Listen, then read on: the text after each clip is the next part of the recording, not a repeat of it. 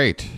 We are on the air. Greetings, everyone, and welcome to live coverage of Orioles baseball, where this afternoon the Baltimore Orioles will be taking on the San Diego Padres in the second game of a three-game series at Camden Yards.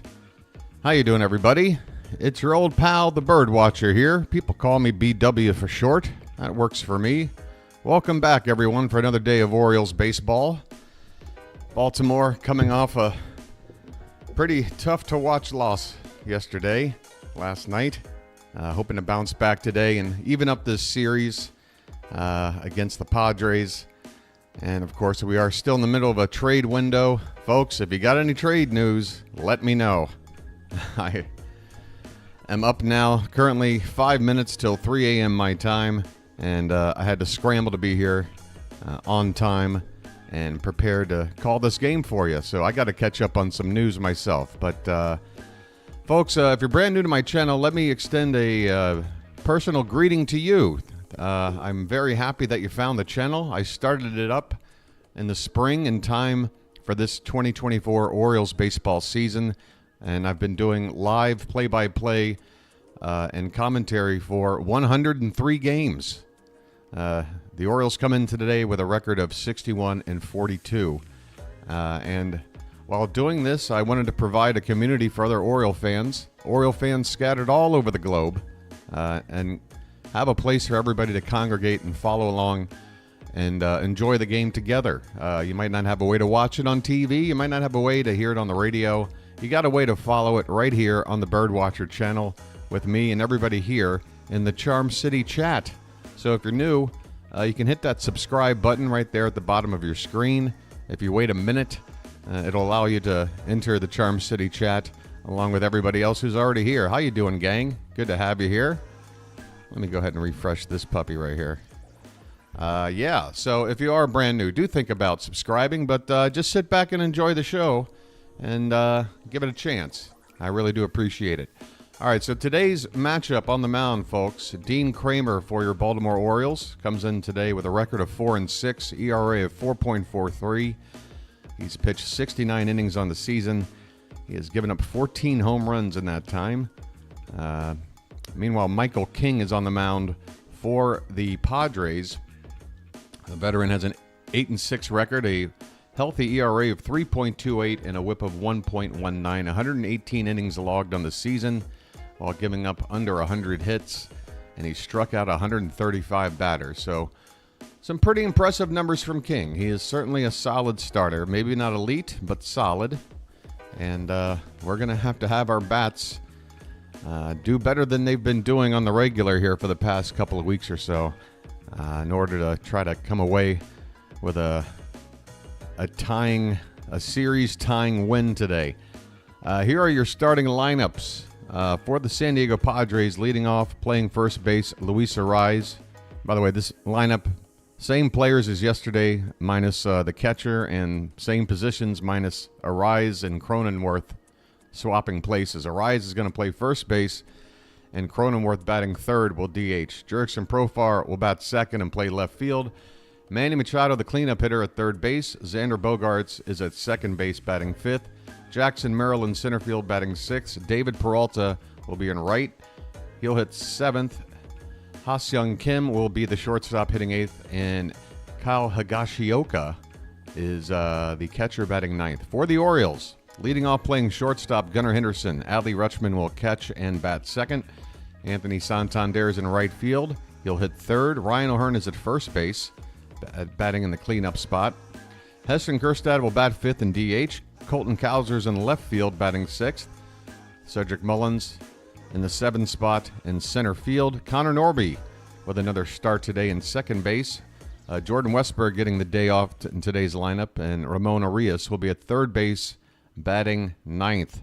All right, I guess we're about 5 minutes away here from first pitch, and I guess I can maybe play some ambient crowd noise here while we're waiting for the game to get up. I've already got it up here on my screen. I'm hoping I'm not going to be too far behind you, but let's go over some of these rules for the Charm City chat, folks.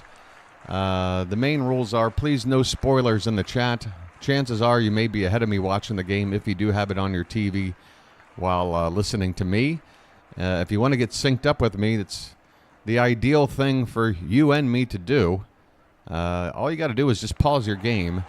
The best time to do it is maybe when an out is recorded, say the first out of the ball game. As soon as you see that out take place on your TV, pause the game. I need some coffee. And then allow me to catch up, make that call myself on the mic, and as soon as I'm done making the call, you unpause your game, and then you're all synced up for the rest of the game. So just a little bit of work on your part to get synced up, but we should all be on the same page, and we can all enjoy this experience together as well as we can.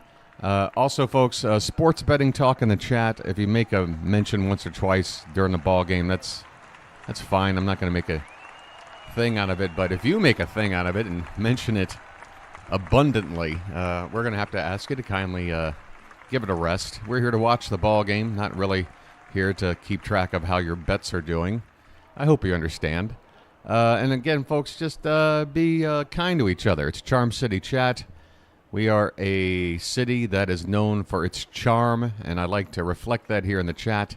So I get it. We get upset and we get frustrated and we can have our opinions, but let's be nice to each other. No personal insults. It won't be tolerated here.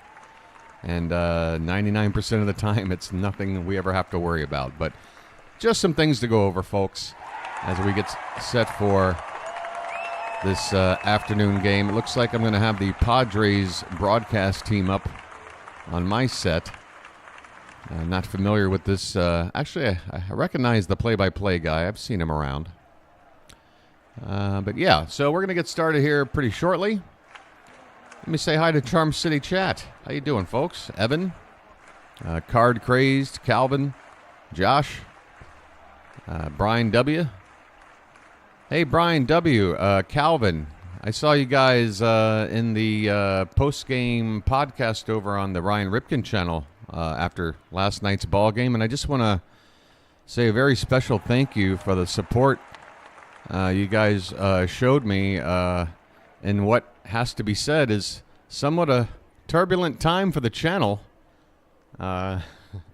Obviously, those who have been following the Birdwatcher channel from its onset, this has been something that I've put a lot of dedication into.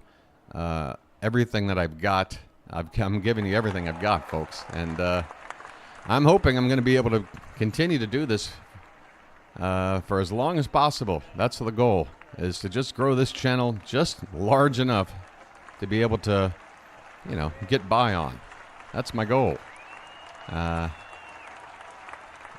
if I can have the privilege and honor of calling Orioles baseball games for you and till my dying breath, I tell you what, if my last breath is made calling an Orioles baseball game, then to me that is a life fulfilled.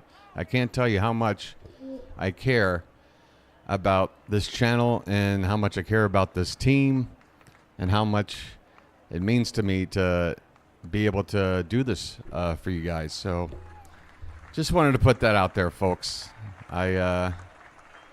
I'm really amazed at the growth of the channel. Again, I started this channel with 0 resources, 0 connections, 0 anything. I live on the other side of the planet. I walk alone, as they say. And, I live by a philosophy I've learned from the teachings of great minds, writers such as Ralph Waldo Emerson or Henry David Thoreau.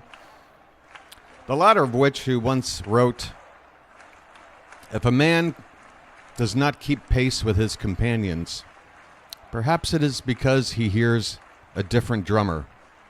Let him step to the music which he hears, however measured or far away."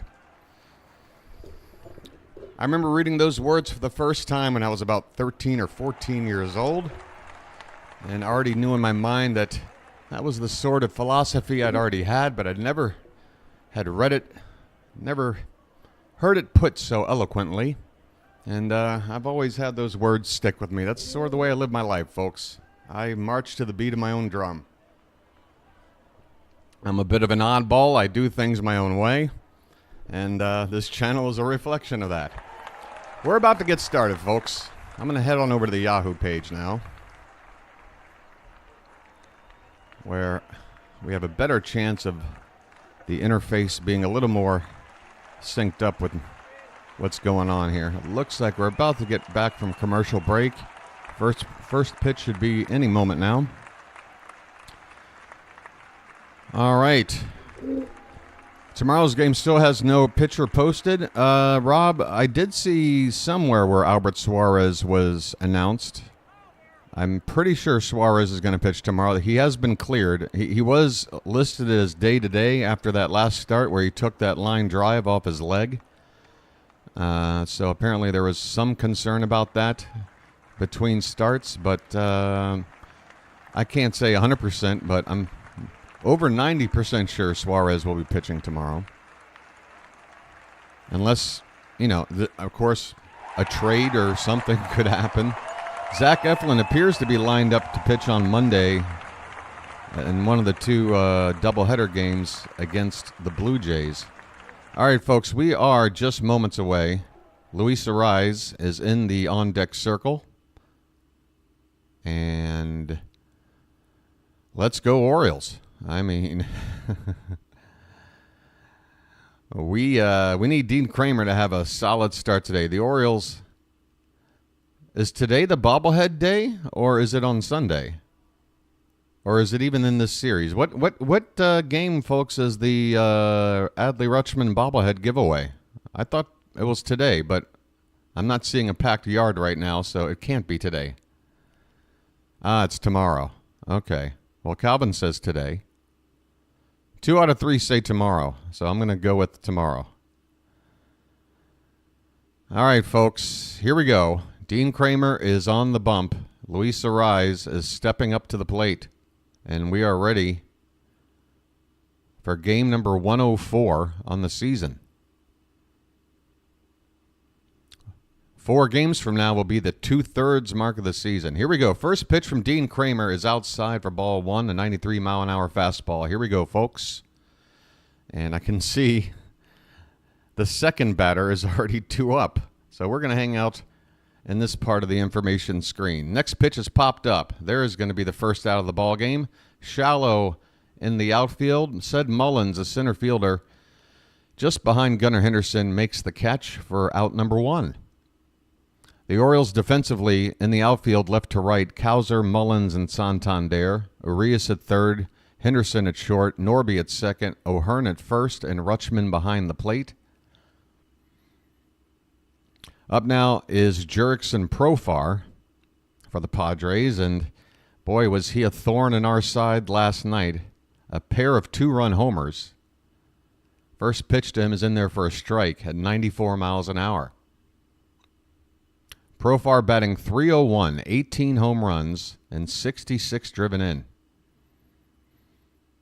Again, he was a starter in the National League All-Star team this season. Here's a curveball on the outside. Off the plate, 1 ball, 1 strike.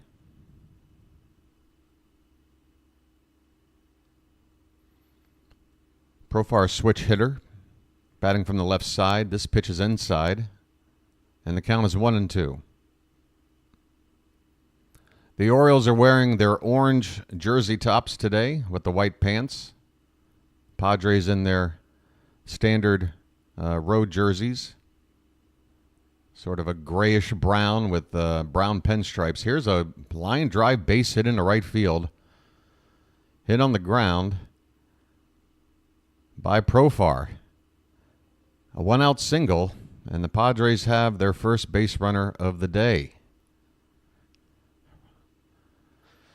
Well, I tell you what, folks, if we get into another situation with Profar coming up with a base open like last night, I think we got to put him on. Here's Jake Cronenworth. First pitch to him is high for ball 1. Cronenworth is DHing today. Played first base last night, hitting .251 with 14 homers and 60 driven in. The 1-0 is popped up off the end of the bat, right behind the second base bag. Gunnar Henderson's there to make the catch. 2 down.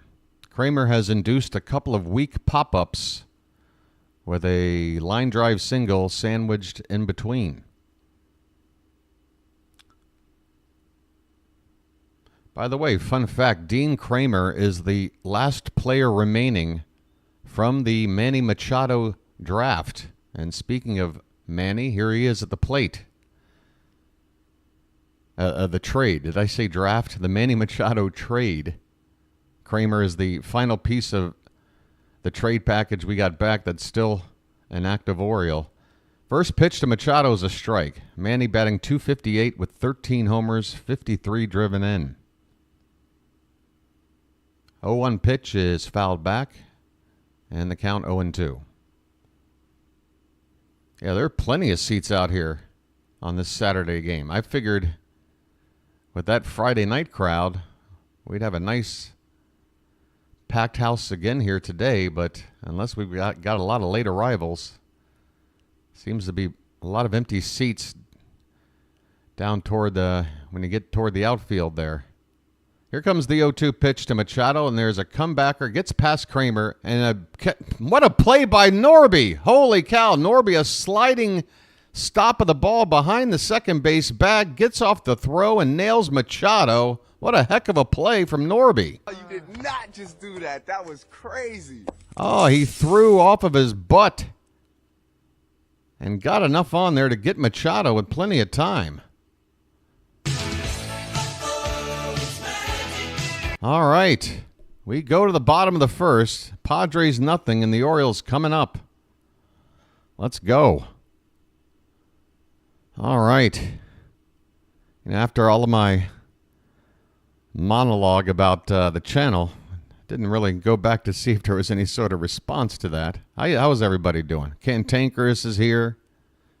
Coldest, Card, Janet, Thomas. Hey, Fitzy. Only big news today is so Jazz Chisholm is going to the Yanks. Man, that was such a perfect match. As soon as Jazz was talked about as going anywhere, I'm like, yeah, he's going to be a Yankee. I mean, just the name alone is a perfect fit for the Yankees. Jazz. Hey there, Ram Dog. Let's get an easy win today. We deserve it, don't we? We deserve an anxiety-free day. That would be great. Hey there, Matt. Matt, you been around lately? I feel like I haven't seen you around. Good to have you back. Hey, Josh. Also reporting on the Chisholm. Everybody's reporting on the Chisholm trade. I guess that's the only major trade. I think I saw one other transaction. Maybe it wasn't finalized, but it wasn't really much of a transaction. I can't even remember who it was. A relief pitcher going somewhere.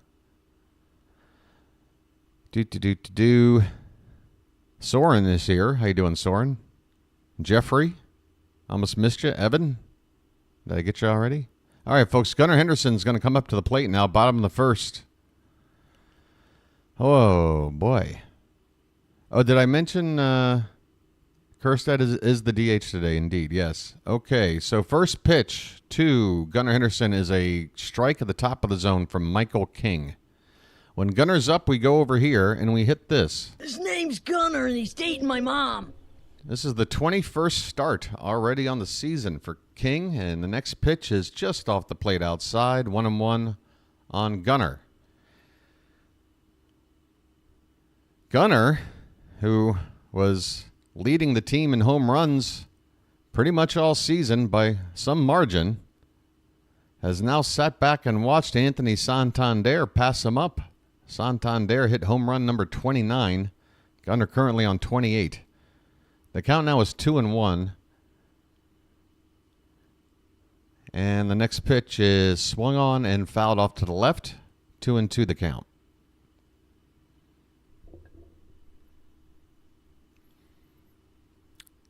In 19 2/3 innings in his career at Camden Yards, Michael King has done well, pitching to an ERA of just 1.83.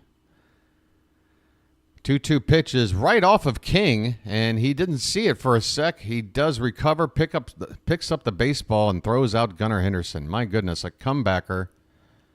And everybody's going to come check on King to make sure he's okay. After taking that line drive, he looks to be fine.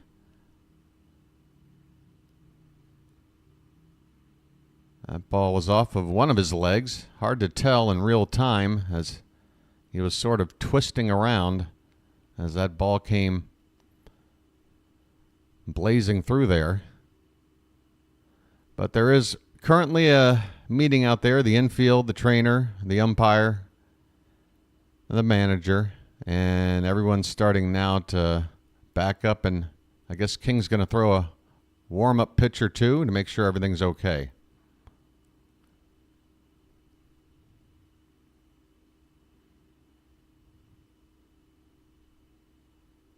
Everything appears to be fine. Here's his second warm-up toss. Everybody's shaking their head in affirmation that everything's cool. And it looks like we're going to resume activity here in just a sec. Are we done waiting? Let me have a Diablo sandwich of Dr. Pepper. Make it fast. I'm in a goddamn hurry. All right, with one out, it's going to be Adley Rutschman coming up next. Let the clutch out gently, okay? Why isn't this keeping up? There we go. Hey, Shantae. Shantae's another bird watcher that I saw in the chat on the post-game podcast, offering some support for BW. Thank you so much, Shantae. Rutschman takes off the plate outside for ball one. I guess we'll head back on over here.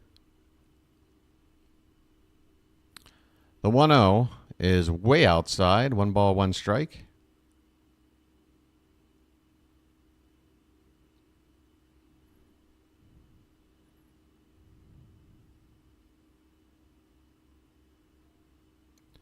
Here comes the 1-1, and this one is off the plate again by some margin.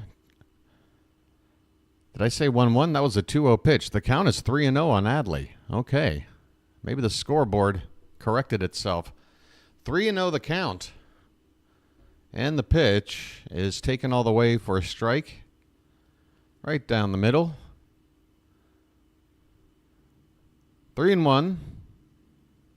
1 out, nobody on. Just getting started here, folks. No score in the bottom of the first. This pitch is a called strike right on the outside edge, right on the black. Full count now on Rutschman.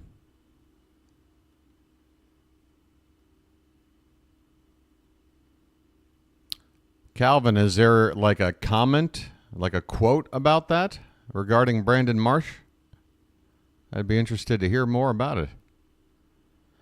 Here comes the payoff pitch to Rutschman. And this one is lifted foul out of play off to the left. Still 3-2. Anthony Santander is on deck.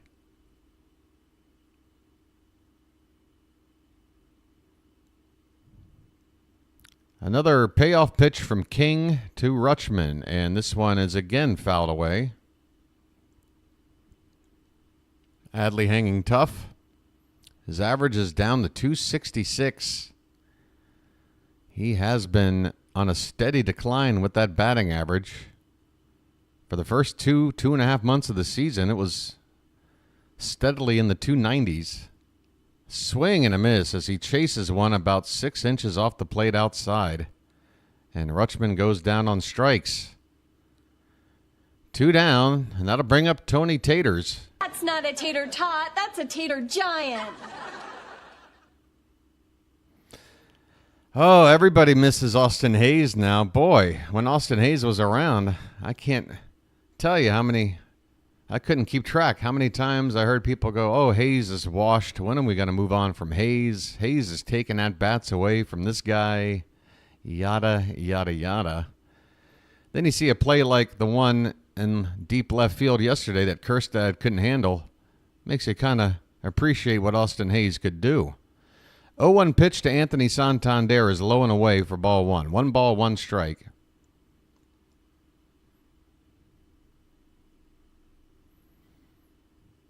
Santander's next home run will be number 30. Pitch is just a bit inside, 1-1.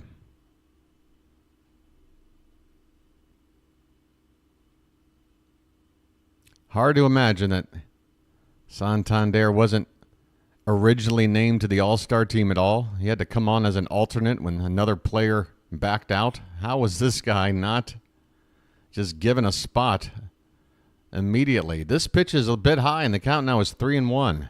Hitters count for Anthony Santander with 2 down, nobody on in the bottom of the first. The pitch is called strike, top of the zone. Count has gone full. King will be throwing his 19th pitch here, and he's trying to set down the side, 1-2-3. So it reminds me of Grayson Rodriguez's first inning in yesterday's ballgame. Tony goes after one and hits it down the right field line. It's going to hook foul into the stands.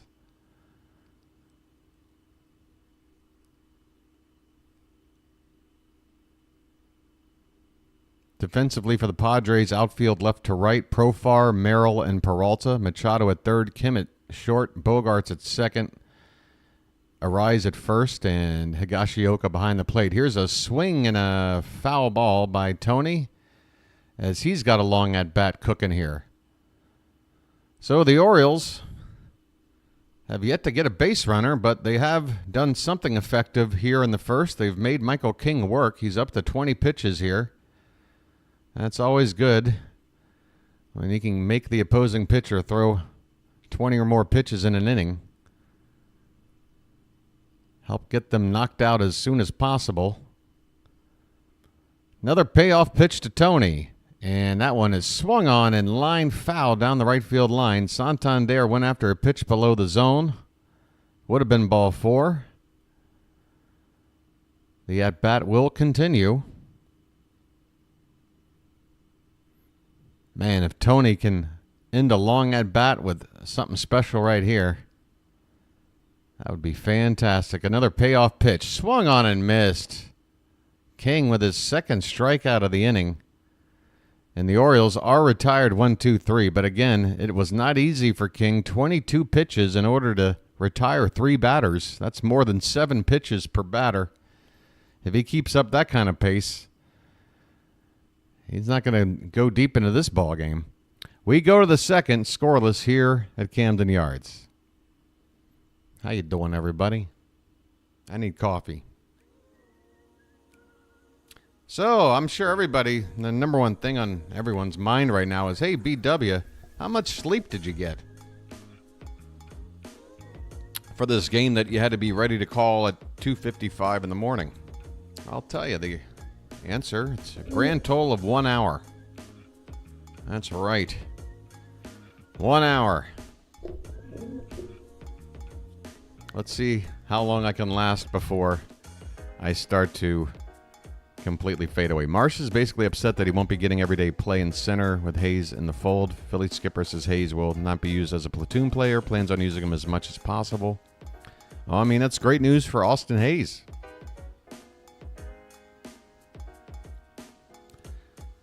The Padres bullpen has to be so hurt right now. You would think, right, Rob? You would think if we can figure out a way to knock King out early after the Padres basically used up their entire pen yesterday.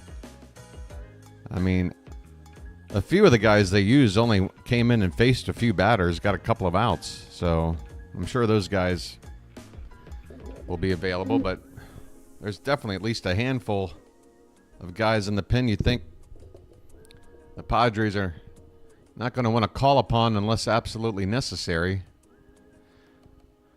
All right, let's cut the music because the top of the second's about to get started. Xander Bogaerts is stepping up into the batter's box. Yeah, that was it. The Jays, I think Pearson or something. There's somebody named Pearson, like Nate Pearson, I want to say, was going somewhere. First pitch from Kramer to Bogaerts is in there for a strike. Xander batting .265. Just 4 home runs in 56 games, 16 driven in. Next pitch is low. 1 ball, 1 strike. Hey there, Jay Ramirez. Hey there, Kim. New subscriber. Welcome in, Jay. A brand new bird watcher. 1-1 pitch is off the plate outside. 2-1 the count. Yeah, Pearson. He's like a relief pitcher, right? Like a right-hander. Can't say I know much about him. The 2-1 pitch to Bogarts is tapped foul behind the plate, and the count even up at 2-2.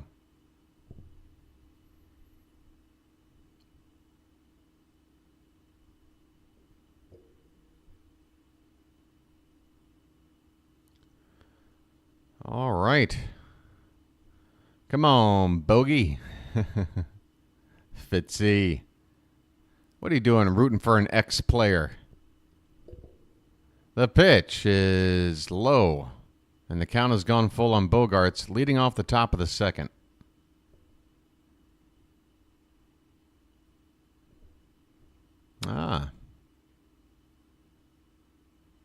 Maximus, I have to respectfully and adamantly disagree about Crochet, as this pitch is fouled away. Full count now on Bogarts.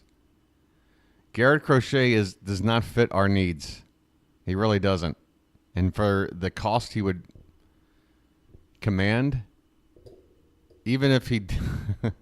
and the comments he made recently, I've got so many reasons why to say no to Garrett Crochet. The full count pitch to Bogarts is in there, called strike 3. Xander get caught looking. Well, y'all come back now, you hear? First strikeout of the day for Kramer. 1 away here in the second. And that'll bring up Jackson Merrill. He's got enough eye black to cover a chalkboard. This pitch is off the plate outside for ball 1. I mean, what are we doing here? Merrill batting .284. This pitch is a call. It's strike 2. Or no, 1-1. Excuse me. That was the first strike. 1 ball, 1 strike. But a kind strike right on the black from Kramer. Next pitch is fouled away. 1-2. I know a lot of people out there in Birdland would like to see Kimbrel just designated for assignment, but it's not happening, folks. The best solution and realistic solution is that we go out there and we get a guy like a Tanner Scott and say, Kimmy, we brought you in to be the guy. We paid you to be the guy. You're only here for a year, though, and we're trying to go for glory. You're going to have to take on a role in the bullpen, all right? You're Brian Baker 2.0. We're going to go after, we're going to call upon someone else for the those last 3 outs. Jackson Merrill has worked it to a full count here, folks. I apologize. I've missed a couple of pitches on the call. Here comes the payoff, and that's a line drive base hit right up the middle. So the Padres, for the second time in as many innings, get a 1-out single. And Merrill's on first. He's got a lot of speed. You got to keep an eye on him. Yeah, Norby's rocking the Joker eye black.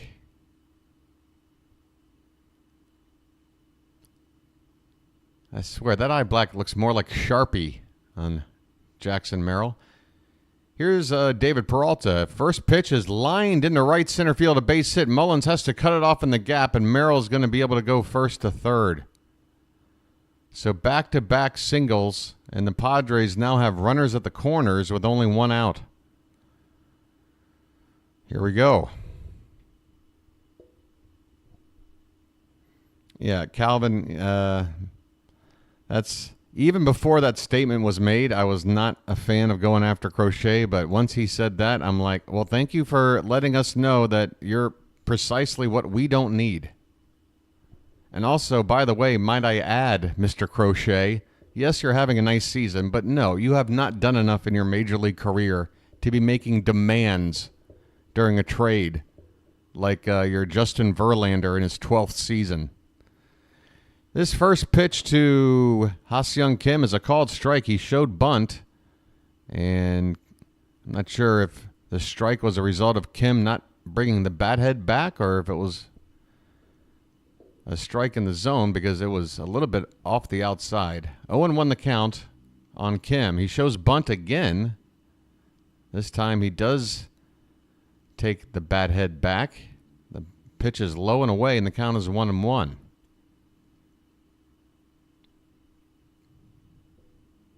Kim is a very high IQ ball player, and when it comes to situational hitting, he is a guy that knows what to do. Here's a check on Peralta at first base. Back in with a head-first slide. Double play would be lovely.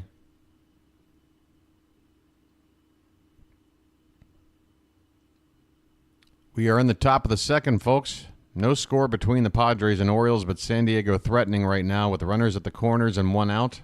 Ha-Seong Kim at the plate with a 1-1 count.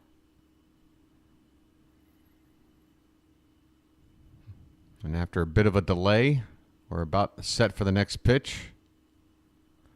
The Orioles playing in double play depth. The third baseman's crept up a little bit as this pitch is fouled straight back behind the plate. 1 ball, 2 strikes on Kim. Double play would be ideal. Strikeout would be good. Kim, not the easiest guy to fan. Here comes the 1-2, and this one is swung on and missed, and Kramer gets the strikeout pitch, a fastball at the top of the zone. Well, y'all come back now, you hear? Oh, a huge strikeout for Kramer to get the second out of the inning. Runners still at first and third.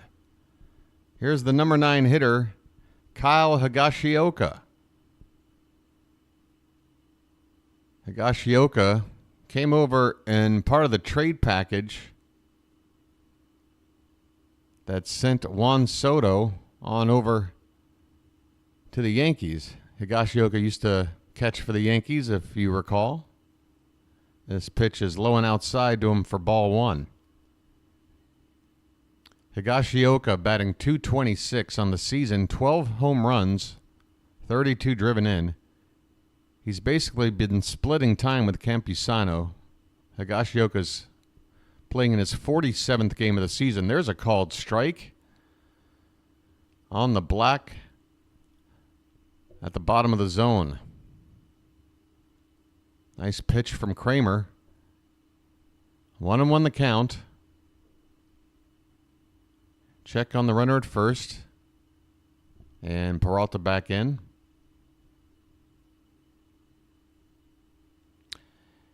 Yeah, Ramirez, the best thing to do is just to pause your game itself. So the next out you see, just pause it as soon as that out happens, and then allow me to call that out, and then unpause your game, and then you're good to go.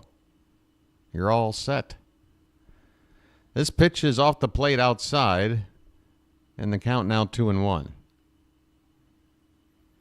You think you can handle that there, Jay Ramirez?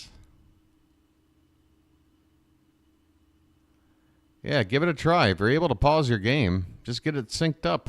It's not too difficult. Here's the pitch, and it's popped up. Foul behind the plate. 2-2 the count here on Higashioka. All right, that's what I'm talking about. I make a point to mention that at the beginning of every ball game, but of course, people who find my channel might be finding it mid-game, and I really do need to come up with some sort of a graphic or something that explains it. Maybe I can stick it in the corner of the screen somewhere, because I do want everybody to be able to enjoy the call as best they can. Here's another check on Peralta.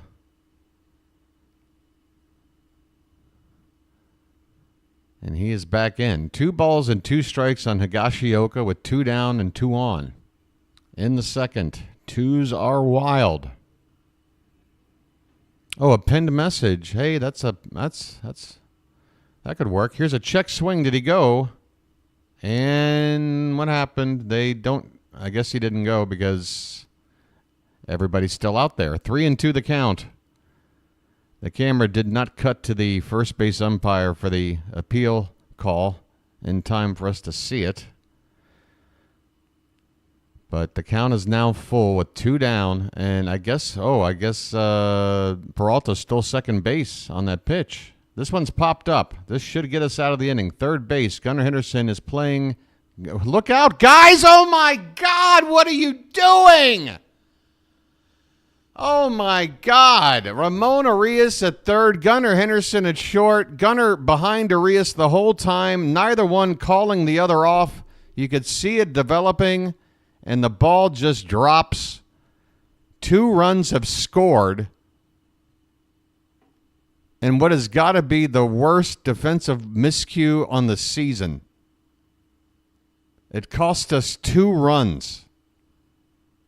That is...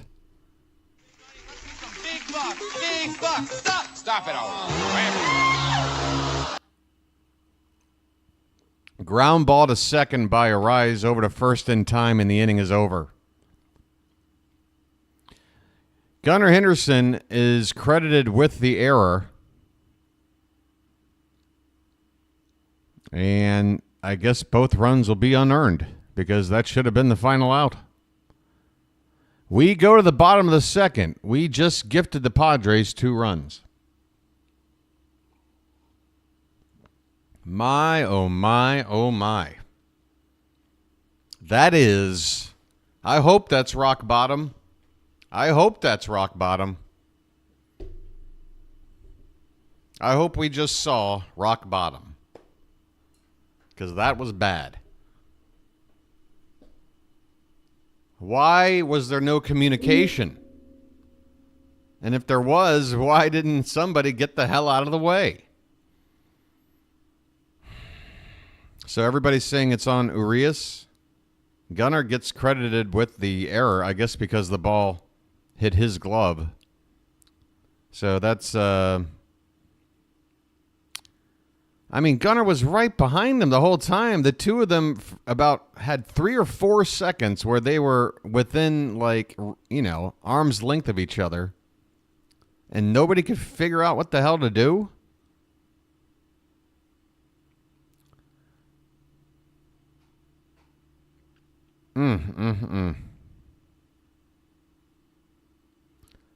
That is the thing. Honestly, it did look more like Arias' ball. But also at the same time, the shortstop, it's like the center fielder. Center fielder and shortstop, if they're saying they got it, then if you're a corner outfielder or third baseman, then you got to be like, all right, then you got it. If you're saying you got it, you're the quarterback of the outfield, you're the quarterback of the infield. So if Gunnar is calling off Arias, then Ramon's got to get out of the way. Man, oh Shevitz.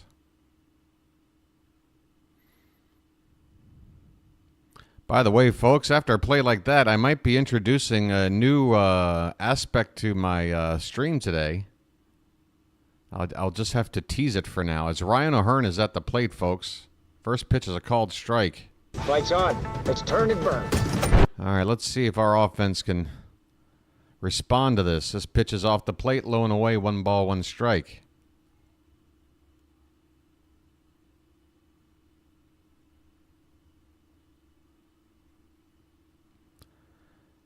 The 1-1 is, wow, that looked a bit high, but King gets the call at the top of the zone. 1 ball, 2 strikes, and O'Hearn asks for time. I might have to ask for a lucky. If I knew it was going to be this kind of party, I wouldn't have put you-know-what in the mashed potatoes. The 1-2 pitch is swung on, and I don't know how Ryan O'Hearn got a piece of that pitch that was well off the plate outside, but he did to stay alive. O'Hearn comes in today batting .278. Part of a very lefty-heavy middle of the order today. 4 straight lefties. Not sure if we've done that all season. O'Hearn, Kerstad, Cowser, and Mullins. Back to back to back to back. 2-2 the count now on O'Hearn. And the pitch is a check swing. He did not go, and the count is 3-2. And Ramirez, you've already spoiled the call before I've made it. It just went full for me. No need to report something that hasn't happened from my call yet. Here comes the payoff pitch. And this one is lifted in the air to shallow left. The third baseman, Machado, goes out on the outfield grass and makes the catch. O'Hearn retired, one away here in the bottom of the second. What happened there? Uh-oh. And that'll bring up Heston Kjerstad. Quiet, folks. There's a Kjerstad in progress. First pitch to him is up and away for ball one.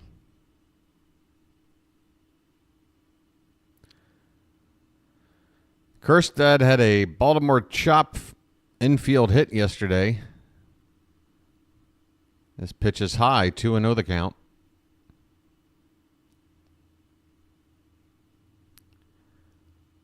But he also did not do too well with a deep fly ball to left in an inning where the Padres would put up 4 runs. A miscue from Kjerstad and another by Gunnar Henderson led to some of that 4-run rally. This pitch is off the plate. Kjerstad now with a 3-0 count. 3-0. I don't care if the bases are empty.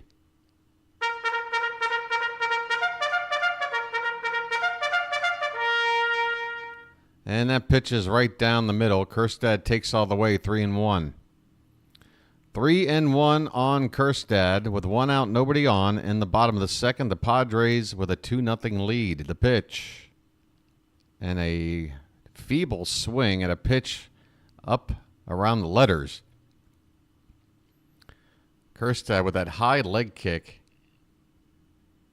and unable to stop his swing. Here comes the payoff pitch. Swung on and missed. 95 miles an hour just off the plate at the top of the zone. And Kjerstad is down on strikes. 2 down in the second. Colton Cowser, folks, the Orioles offense has been tough to watch lately, but you can't blame this guy. Colton Cowser has been picking it up lately. First pitch to him is a called strike, perfectly placed on the inside corner at the knees.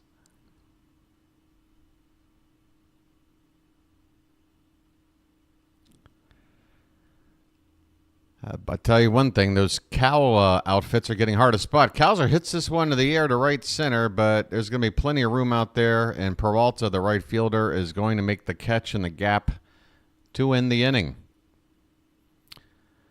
The Orioles have gone 6 up, 6 down as we go to the third inning. Holy Toledo. So, just so we're keeping track here, Dean Kramer has given up 3 hits in the first 2 innings. We made a giant error that coughed up 2 runs. So, the defense has been not good. And the offense, 6 batters, 6 outs. What the hell is going on in Baltimore? I mean, I don't know what you're doing. You got to do something different, guys. I don't know. We got to do something different. I'm not saying change change something drastic. I don't know. Like, what do they have? What soda machine do they have in the clubhouse? Is it Coke products or Pepsi? Whatever it is, change it to the other one. That's the kind of change I'm talking. Just something. Something's got to change. Are you using 2-ply toilet paper in the clubhouse? What do you got? What is it? What is going on with us right now? Man, oh man. We are playing bad baseball. It is tough to watch. We are now in the last 33 games coming into today, and 33 games is a giant sample size. That's about 20% of the season. The Orioles have gone 16-17 in the last 33 games. And yet somehow we're farther ahead of the Yankees than we were before that 33-game stretch. They've been even worse. Okay, here we go. Top of the third. Jurickson Profar at the plate. And he takes low and in for ball one.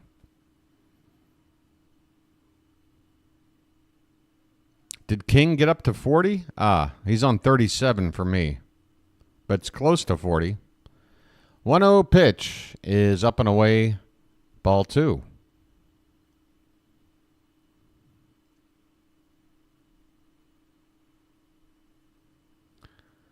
Yeah, I feel like we need to add another bat, a contact hitter type bat. Here's a called strike. 2 balls, 1 strike on Profar. He's got a 6-game hitting streak in which he's hit 4 home runs in those 6 games. Check swing, appeal, no swing.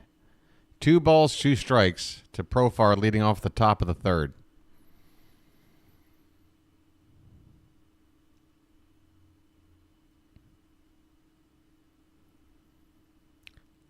The 3-1 is well high, ball 4.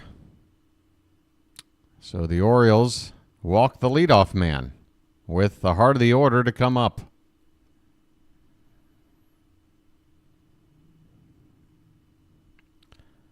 Profar has reached base twice today already. Here comes Cronenworth. First pitch to him is called a strike, and that was a couple inches high. Kramer gets the call. 0-1 on Jake Cronenworth, who's 0 for 1 today.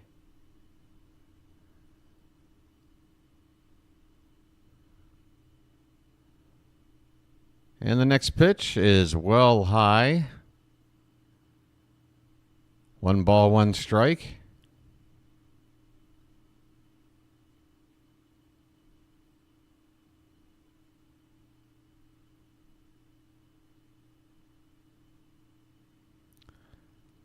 The 1-1 is swung on and fouled away. 1 ball, 2 strikes. I tell you this, if Kobe Mayo's playing third base, I think Gunner's backing away from Mayo on a pop-up like that. Mayo's going to have about 4 inches on Gunner and probably an extra 30, 40 pounds.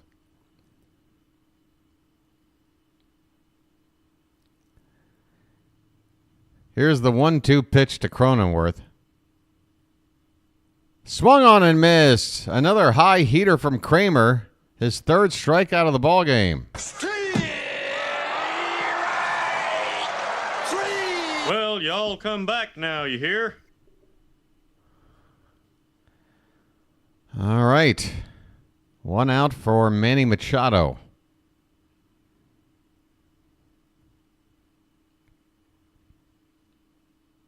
First pitch is swung on and missed.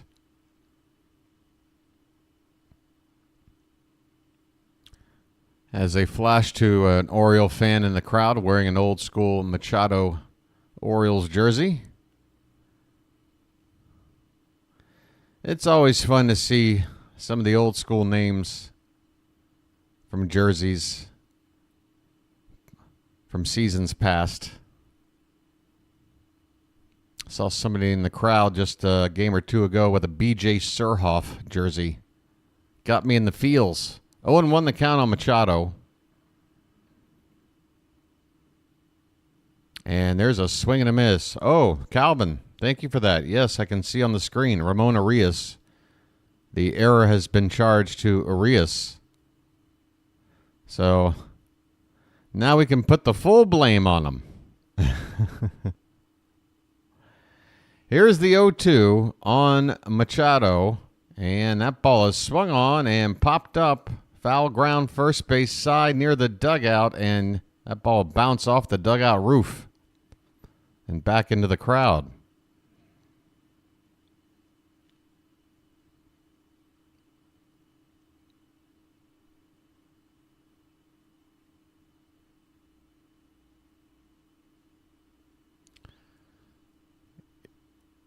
parking lot, you're saying told y'all, but it hasn't happened yet. So you're making a prediction that has yet to play out. Why are you saying it as a statement like it's already happened? I'm not quite sure how that comment makes sense, but okay. This pitch is fouled away, still 0-2 on Machado. Interesting comment. I told y'all something that hasn't happened yet would happen. Huh? I told you. Okay. Here's a check on the runner at first. Profar back in.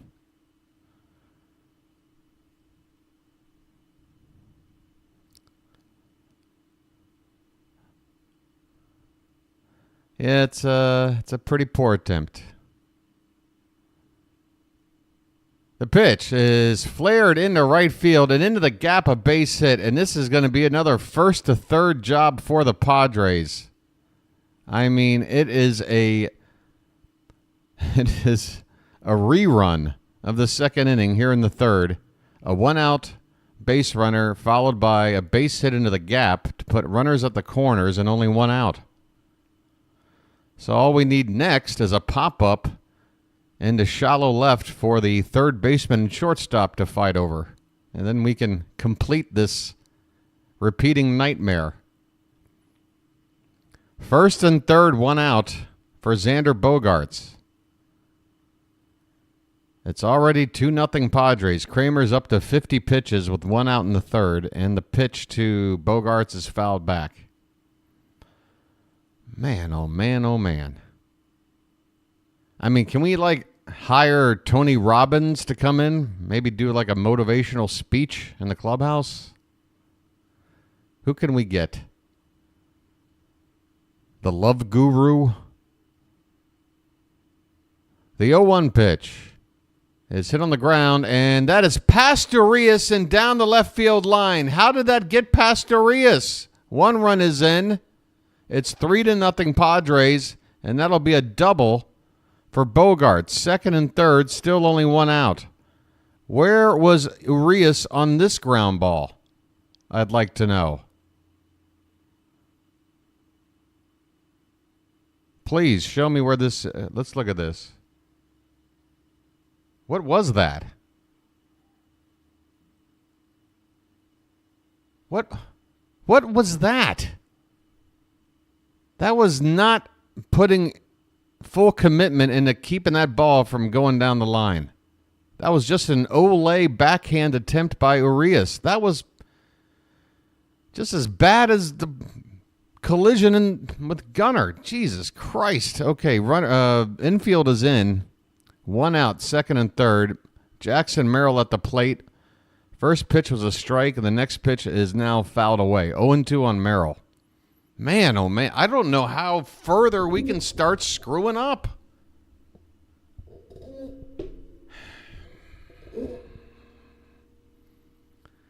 Where's Jack Crick when you need him? The 0-2 pitch is up and away for ball one.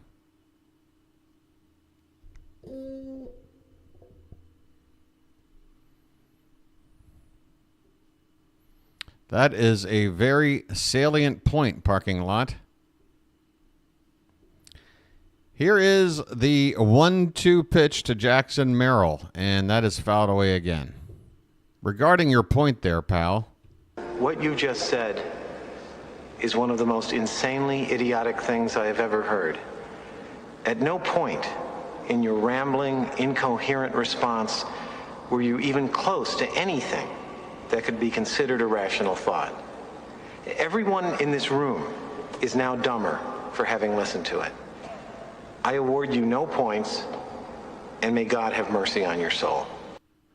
And this pitch is fouled back by Merrill. The count's still 1-2.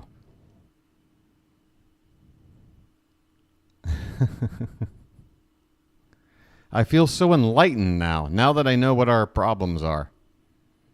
I wouldn't know, having called every game on the season. This pitch is hit on the ground, and they go to home, and they will get the play at the plate. With the infield in, a ground ball. They throw out Manny Machado at the plate for the second out. Connor Norby fielding that baseball and making the right play. Truth hurts. Bro, you haven't been around. I speak the truth. I'm not sitting here calling the Orioles games with rose-colored glasses. I mean, have you been listening to me do this play call? Do I sound like I'm flexing? You're not telling us anything we don't already know. But what I can tell you is that head-to-head against Boston, bring it on, bud. Here's a meeting on the mound with Dean Kramer. I'm going to have a lucky now.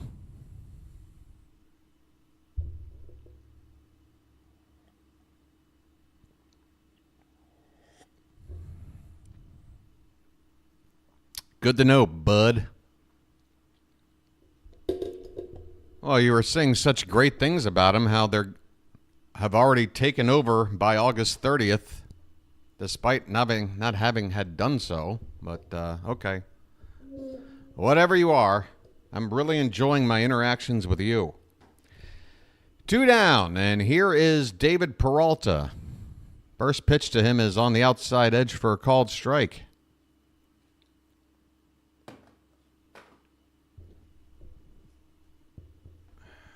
I love it when new people show up just to be antagonistic right out of the gate.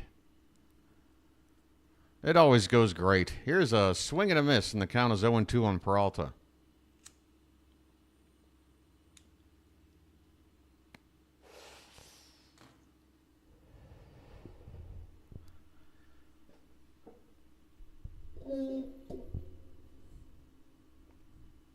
I can see you're a master of language as well. That's when you know you're up against somebody that you have no chance with in a debate. I mean, how can I defeat an argument like, duh? Here's the 0-2 pitch to Peralta, and it's swung on and missed. Kramer gets the strikeout, and the inning is over. It could have been a lot worse.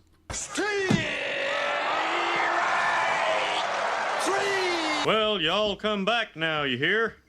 Ramon Arias, had he fielded that baseball with any sort of effort, maybe this inning would have gone without a run, but the Padres do add one. It's now 3-0 as we go to the bottom of the third. My goodness. Bottom of the order coming up. Oh, my.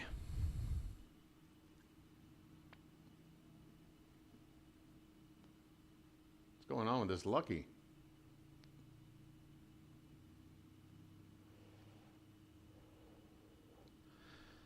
We got any games going on right now? Outside of here?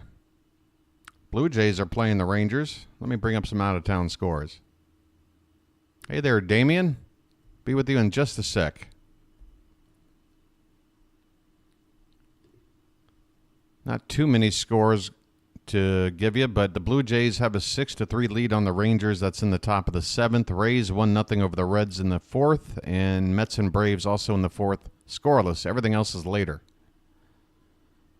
Maybe there'll be a game I'll be able to send you to. In the Mets game, if that's still on, I could send you there. If not, I'll probably be sending you to play-by-play with JJ, who's going to be doing the Phillies-Guardians game starting in about an hour and 5 minutes. So that game should still be on when this game is over.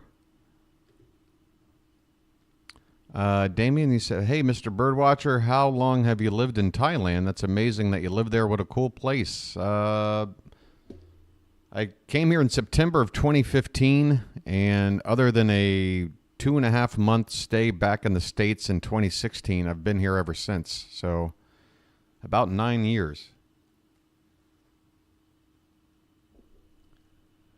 Never thought you'd be saying this, but trade Holiday? What are we panicking about, Rob? Who do you want to trade him for? Mullins at the plate. He lays a bunt down, and it's not a bad one. Barehanded by King, and he gets off a perfect throw. My goodness. We cannot buy a break. Mullins lays down a pretty good bunt, and King had to field it perfectly, and he did. Barehanded pickup and a strong throw to first to get Mullins by half a step. My goodness, we can't have anything go our way. One out here. And that'll bring up Norbs. Connor. Oh, hi. Swing and a miss by Norby to begin his at-bat. Norby in limited action, just 6 games with the Orioles, 238, but he's got a couple of home runs, 3 RBI. This pitch is outside, 1 ball, 1 strike. We're looking for a base runner. Any base runner will do. The 1-1 pitch is swung on and missed.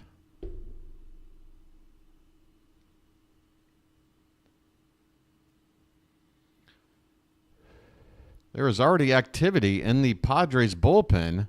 The right-hander Jacob getting loose. Now, what is that about? Yesterday, the Padres starter only able to go 2 2/3 innings. Here we are with 1 out in the third. It's only been 2 1/3 innings. King has been doing just fine. He did take that 1-line drive, but he looked fine to go, and he's been looking fine after taking that liner. Here's a check swing to Norby, and he went around. And that's a strikeout. Was that really a swing? Man, even our check swings. Out number 2 as Norby is down on strikes. The first 8 batters in the lineup have been retired. And here's Ramon Arias. He takes a first pitch strike on the outside edge. Baltimore football history, it's not nearly as packed as it was last night. I would guess somewhere in the 30... I'd probably shave off about 8,000. Ramon Arias with a line drive base hit into the outfield. The Orioles have their first hit, and it's the guy you least wanted it to be from, but hey, we'll take it. Turn on that faucet, Ramon. If you can't field today, you better start hitting.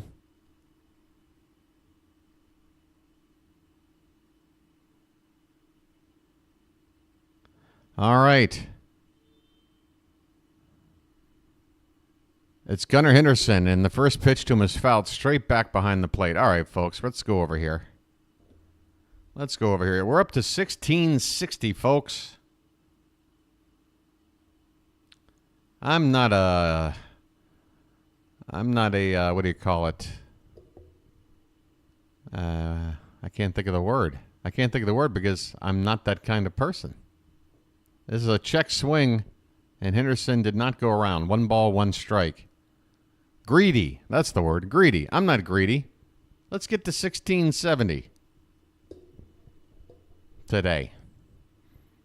Actually, 1675. All right, I am greedy. The pitch. Swung on and missed by Henderson. The count 1-2. 2 down here in the bottom of the third. The Orioles have a runner at first. Their first base runner of the game. They are down 3-0. Gunnar at the plate with a 1-2 count. King from the stretch, and the pitch is outside. 2 balls, 2 strikes. Come on, Gunnar.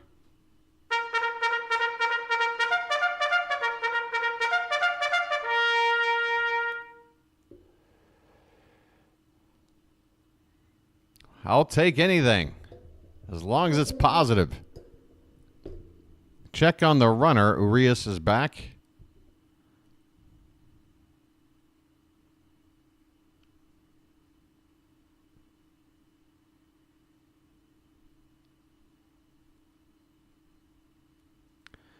I think we need a right-handed outfielder now. I mean, say what you want about Hayes. He did give some balance to the order and to the outfield by being that right-handed bat out there, and now we don't really have one. And Cristian Pache is a nice defensive replacement, pinch runner, you know, in a pinch, make a start here or there kind of guy, but he's not an everyday player. This is a swing and a miss, and Henderson is down on strikes. The Orioles, through 3 innings, have barely made a whimper at the plate. Just a single with 2 down by Ramon Arias here in the third has been it. We go to the fourth, 3-0 San Diego. My goodness. Folks, it is 4:05 in the morning. Could I please have something of entertainment value to watch during this game today? I'm not asking for much. You know what? Forget it. I'm tired of waiting. Where is it? Uh-oh.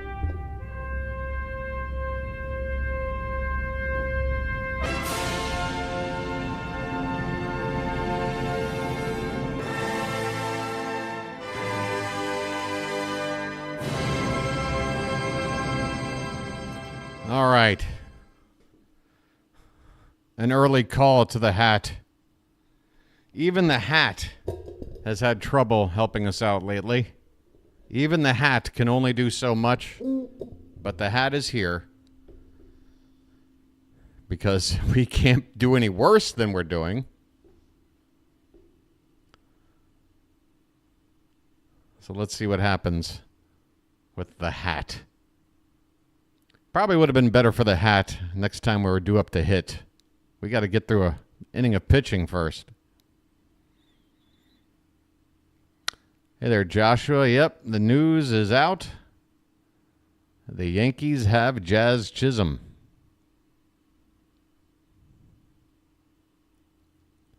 I don't know if it's going to be a situation where he's going to play a lot in center, move Judge to left, and they're going to bench Verdugo, who hasn't been doing hardly anything. Or if they're going to play him at second base and bump Gleyber Torres, who Yankee fans aren't too happy with. Or it could be a combination of both, where Chisholm bounces back between the two positions, but that flexibility he has is part of his appeal. Here we go, bottom of the order, 8, 9, and 1. Due up here, Ha-Seong Kim's first pitch is fouled off to the left.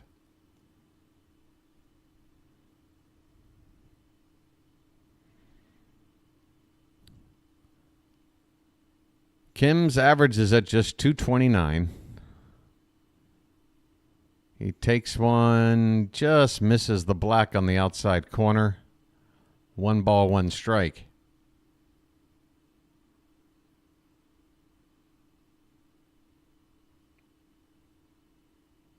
And the next pitch is foul back.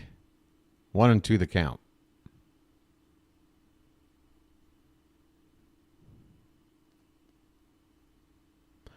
Kramer now on 64 pitches here in the fourth. Nobody out in the inning.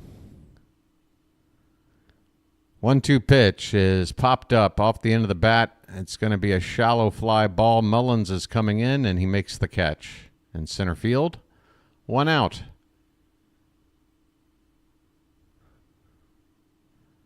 Here is the catcher, Higashioka, coming up now. Here's another replay of that play between Gunnar and Ramon.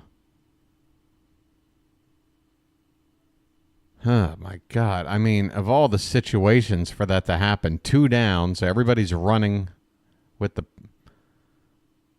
pitch. This one is off the plate to Higashioka. 1-0 the count.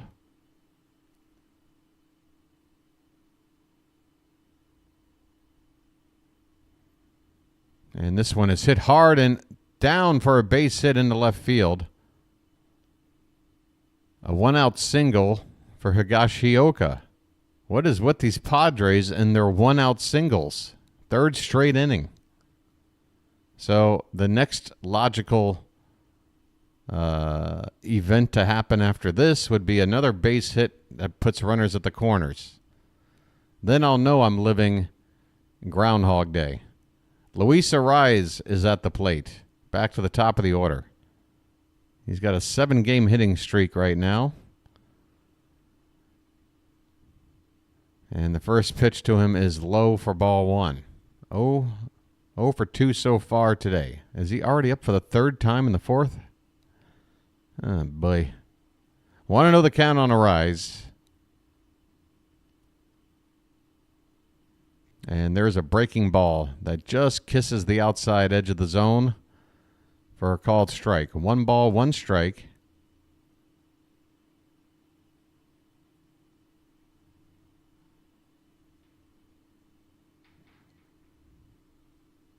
Next pitch is reached for and fouled off to the left. Yeah, I'm starting to think, I don't know where we play him. I don't know if we need just a rental maybe to get us over the hump or something. But I do feel like we need to get another bat like that's got more of an impact than like a Cristian Pache. Just to if nothing else, just add a different variable to this recipe that's clearly not working right now for us. Just something to shake things up. This pitch is fouled away by Arise. It is 1-2. Runner at first, 1 out.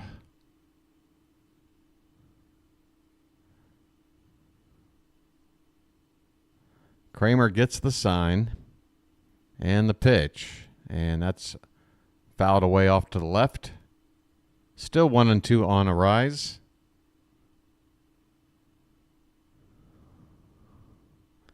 Tell you what, Kramer's on a pace right now where completing 5 innings might be all we can get out of him. And that's with our fingers crossed that he doesn't cough up any more runs along the way. A 1-2 pitch to Arise is swung on and fouled off to the right this time.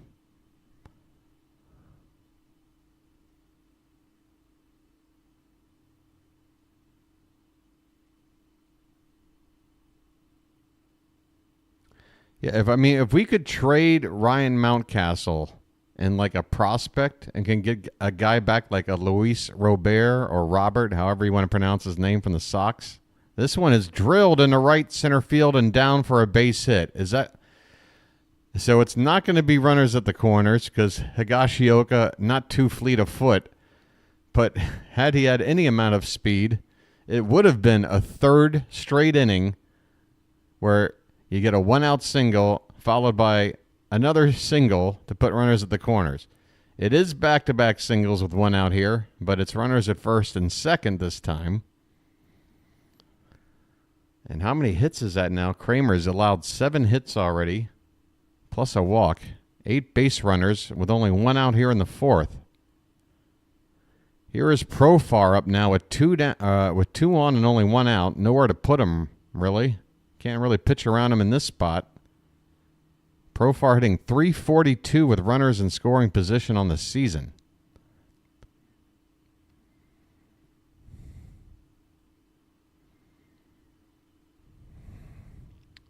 Some more fascinating insight from chat. The 0-1 pitch to Profar is outside. 1 ball, 1 strike.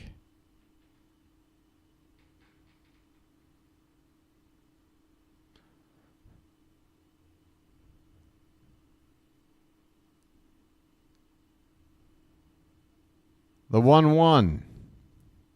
Breaking ball. Lifted foul off to the left. Profar reached out of the zone to swing at that pitch. 1-2 the count now.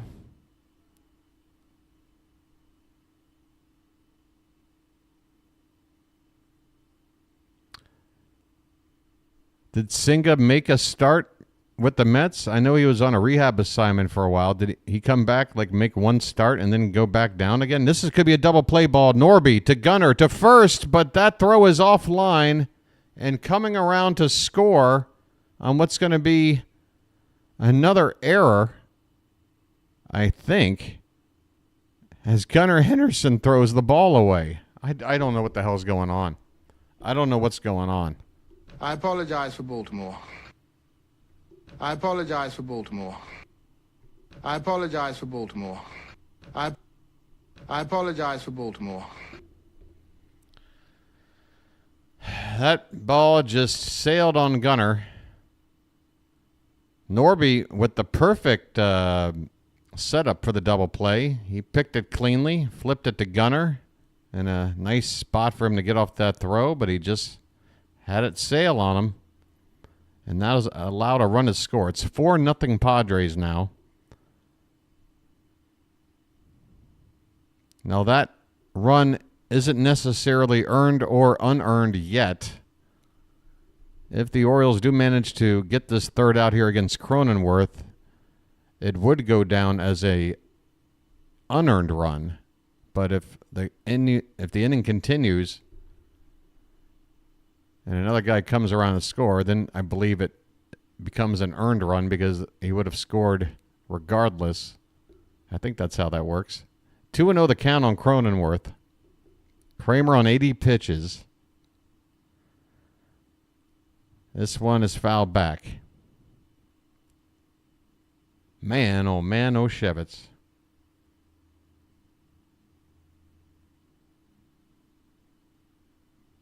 Yeah, the 2 errors hasn't helped, but Kramer's also given up 7 hits and a walk in less than 4 innings. So he's allowing more than 2 base runners per inning on his own, minus the errors. This one is fouled straight back, and the count 2-2 on Cronenworth. Let's be honest, folks. Nobody's doing anything right today so far for Baltimore. Nobody. The pitching, the hitting, the defense, it's all been subpar, if not just plain bad. The 2-2 is outside, and the count goes full on Cronenworth. And Kramer, I don't even know if he's going to get 1 out in the 5th. He's up to 83 pitches now here in the 4th.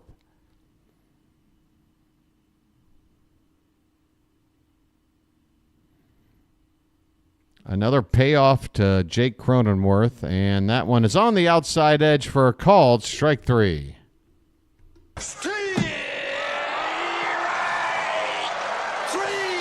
Well, y'all come back now, you hear?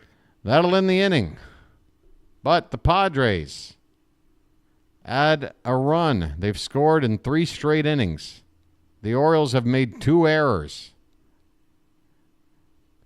to go along with 7 Padre hits. I tell you what, it could be worse.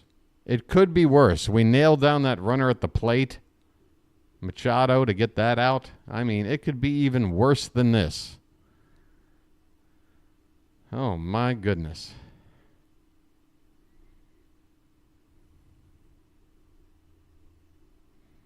Right, George? It's amazing. It's amazing. I mean, we are so fortunate. I mean, you could say on the one hand, we've completely blown a giant opportunity to gain ground on everybody else in the league because the Guardians and the Yankees, they've been struggling too. So you could look at it as a missed opportunity, but at the same time, you could also breathe a sigh of relief that thankfully, while we're sitting here scuffling, they are too, and we're not, sinking down the division table there.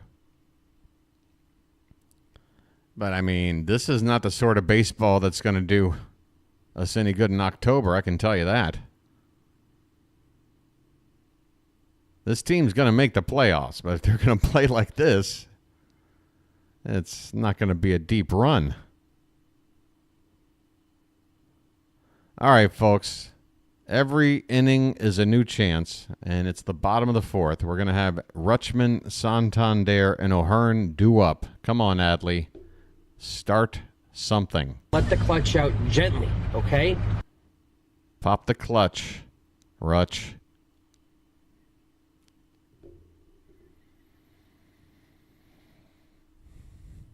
All right, the first pitch from King is just off the plate outside for ball 1.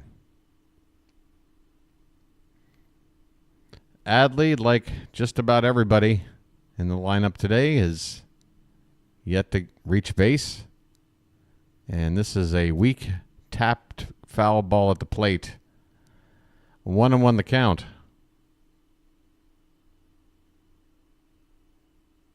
Now 265 for Adley.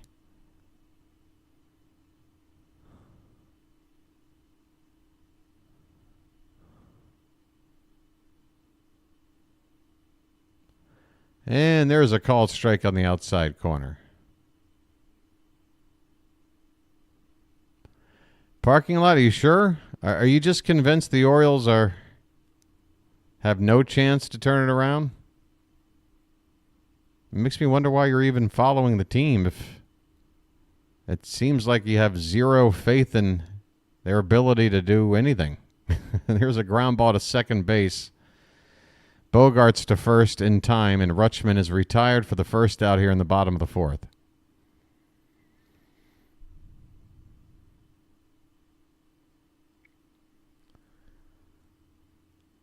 Chilo, I don't know. I mean, our team is pretty much the same core players that we had last year, where we won 101 games.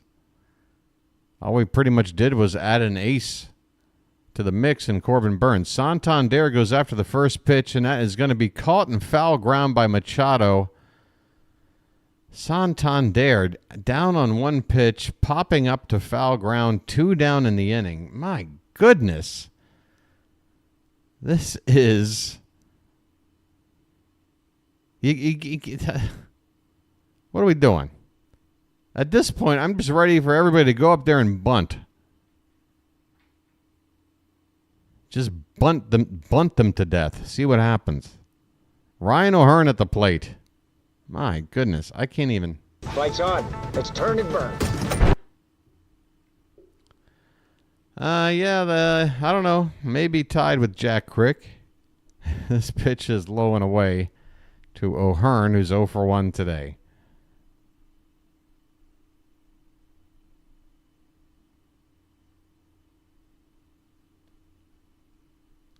The 2-0 is upstairs, 3-0 the count. 3-0. Come on, O'Hearn. Just get on base here. You got Kjerstad on deck. One swing can cut this deficit in half if he can get on. And yes, he does get on. Does Ryan O'Hearn with a 4-pitch walk. All right. I'm walking here. I'm walking here. The Orioles have a 2-out base runner, and Heston Kjerstad is coming up next.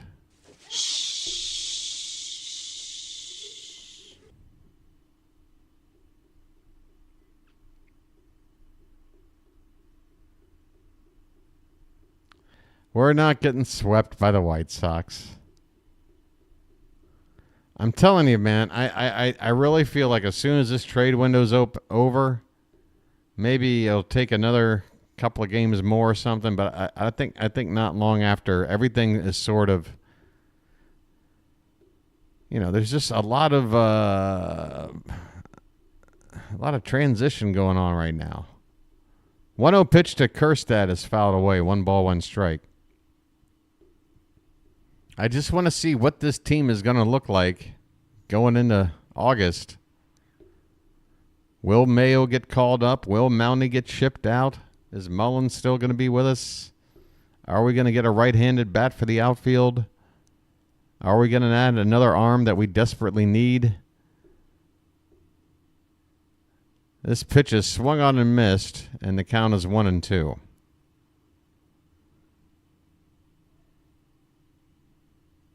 By the way, folks, I don't know if you saw it, but Austin Hayes in a press conference being announced as a Philadelphia Philly kind of said something that hurt my feelings a little bit as this pitch is fouled away by Kjerstad.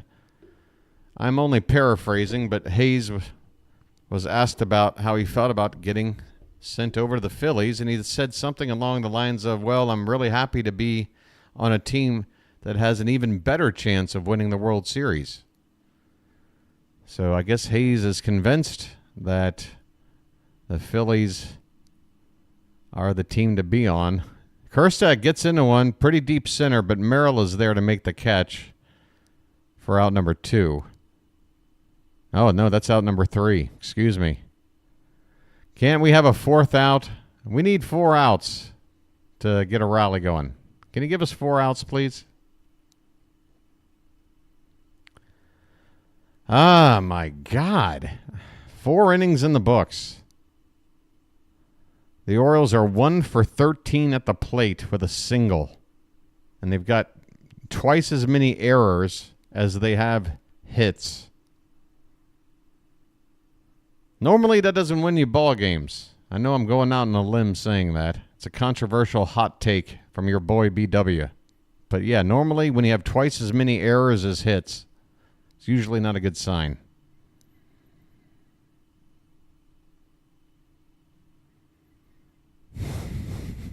Man.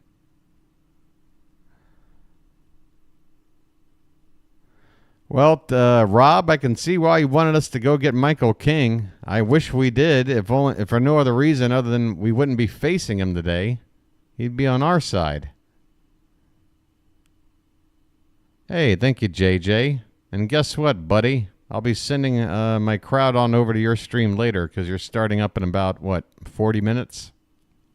So I'm sure my game will be over while yours is on. You're welcome, JJ. All I ask politely in return is maybe return the favor once in a while. If you got a game starting before mine and your game's over, send some people on over here. This channel still has a lot of work to do to grow. Any help would be greatly appreciated. Glad you brought that up, BW. Evidently, Hayes was causing some animosity in the clubhouse. He asked for an extension early in the year. He was upset about playing time after that. That's really too bad, Brian, because I always thought of Hazy as a clubhouse guy, you know? But, behind the scenes, it's tough. A lot of tough decisions have to be made year in and year out with a lot of players who put in a lot of time. First pitch is popped up here in the top of the fifth and foul ground. Adley Rutschman makes the catch as Manny Machado is retired on one pitch with a foul pop-up. One down in the top of the fifth. Oh, yeah, JJ. Try some of those emojis on for size. We have 2 hitting coaches? What are they, conjoined twins? Oh, boy. Here's Xander Bogaerts. And the first pitch to him is over the plate but low for ball 1. Hey, look at that. There is something in place of the cow emoji because you can just grab a cow emoji out of the regular set. What you see there is the other nickname for cows there, JJ, the milkman. You see the milkman? You see that milkman emoji? 2-0 the count on Bogaerts now. This one was off the plate. Why am I looking at T-shirts? There he is. And that's a called strike to Bogaerts. 2 balls, 1 strike. Folks, it's 4-0 Padres in the top of the fifth. 1 out, nobody on. This will be the 89th pitch of the day from Kramer, and it's hit on a hard liner and picked by Arias over to first in time. Hey, Ramon!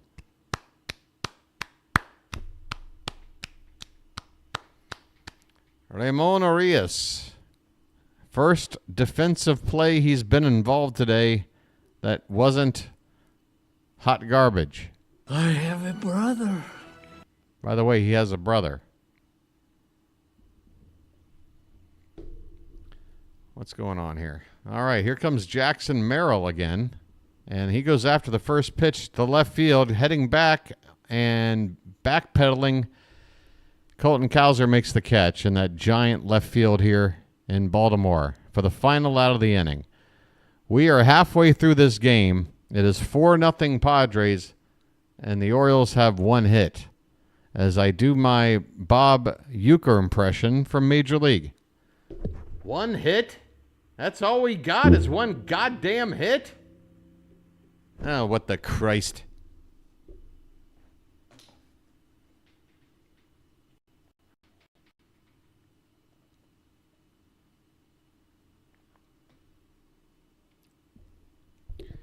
I tell you what, let's check in with Scarface down at the club. Where you from? Baltimore. What? Baltimore. Baltimore? What's that? Look, it doesn't really matter, all right? Send people my way sometimes, JJ. Please, send some of your people my way, my friend. One good turn deserves another. Send some people my way sometime. All right. Breaking news. What's the breaking news, my friend?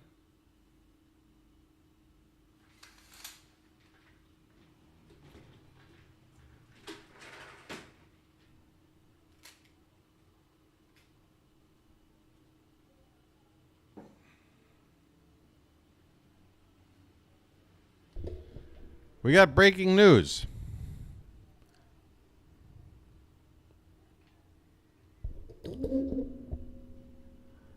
Oh, personal breaking news. The new announcer of the Villanova Wildcats ice hockey team. That's fantastic, JJ. Round of applause for you, my friend. JJ, getting that pro job. Well, you've been working hard, JJ. You deserve it, my friend. I tell you what, man, calling hockey, that is something I can't do. Colton Cowser's at the play, folks. At the play or at the plate? I don't know. Maybe I should enunciate my words. I am calling a game after all. Cowser's up. First pitch was a strike. Next one is swung on and missed, and the count is 0-2. I mean, let's just get something cooking here. Yeah, folks, if you're not aware, Play-by-Play with JJ has a live sports play-by-play channel like mine, except his focus is on Philadelphia area sports. And this one is swung on and missed by Cowser, who goes down for the first out in the fifth.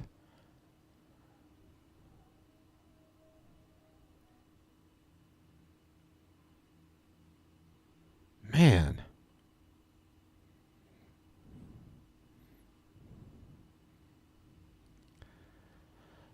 Said Mullins is up.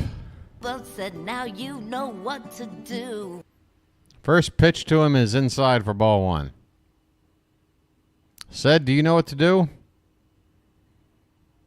I'll give you a hint. It involves getting on base. The pitch. Swung on and missed. 1 ball and 1 strike.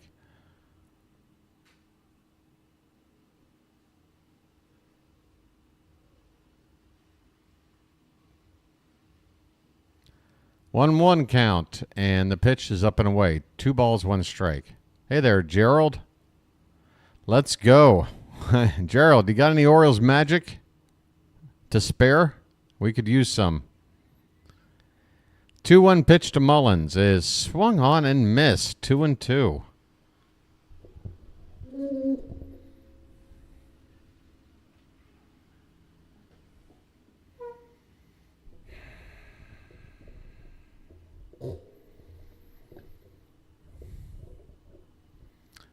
This will be the 73rd pitch from King. His pitch count's fine. And there's a called strike 3, bottom of the zone on the inside corner.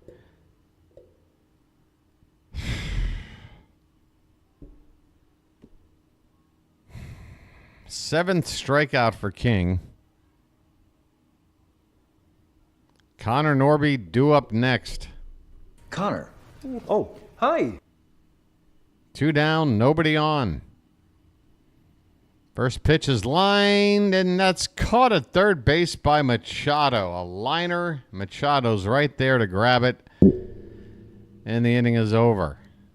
We head to the 6th. Padres 4, Orioles, zilch. Somebody. Anybody got a defibrillator or whatever? Clear. I mean, somebody jolt some electricity into this offense, please. You're killing me. That's right! We can't have anyone freak out there, okay? We've got to keep our composure! We've come too far! There's too much to lose! It's not just keep our composure! Well, I suppose you're right. That's probably the best thing to do. Folks, the Orioles are struggling, but you're still here, and that means you guys are loyal fans, and I think that deserves a message from my friend Rocky. And I want to thank you very much for that. I really do. Oh, thanks, Rock.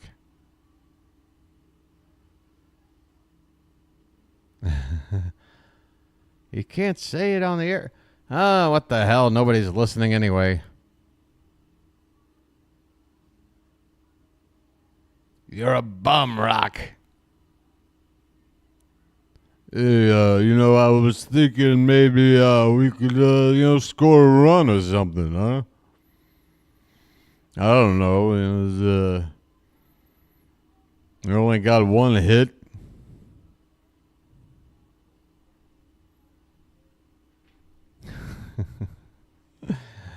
Man, oh man, oh man. Is it me, or does it feel like 85% of this game is watching the Padres hit at the plate? Here's David Peralta to lead it off, bottom of the order, due up for the Padres. Kramer is out there, already on 90 pitches. He gets a called first strike there. 0-1 on Peralta, who's 1 for 2 today. He's also stolen a base and scored a run. 0-1 is way upstairs. 1 ball, 1 strike. There's somebody up. It's Cole Irvin. Cole Irvin, the forgotten man. Getting loose. This pitch is at the bottom of the zone, and it catches the bottom for a called strike. 1-2 the count on Peralta.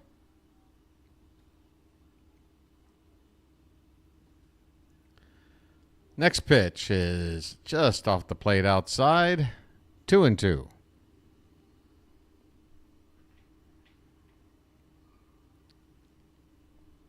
Yeah, and Calvin, I don't think that's too much of a price tag for a guy like Eflin. Here's a check swing, and he went around. David Peralta strikes out.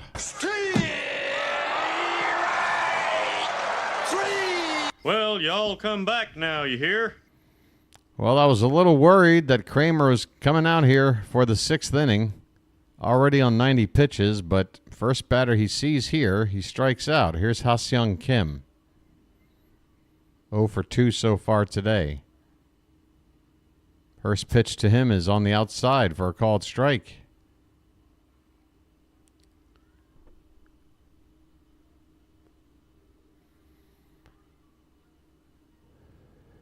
Eflin is supposed to arrive with the team today. And if all goes well, he should be pitching on Monday.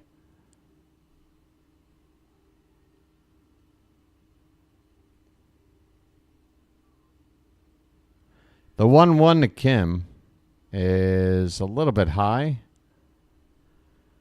2-1.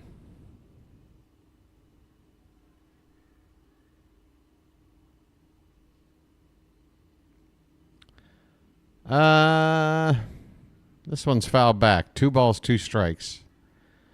Damian, I'm not too good on placing odds. I'd say it's definitely less than 50-50, but maybe a little more than 25%. I'll put it on 33%. 30 to 33%.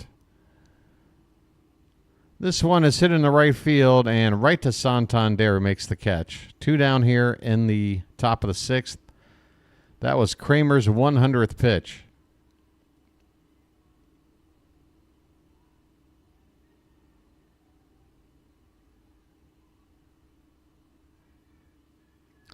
And Damien, you can just call me BW. No need for a mister.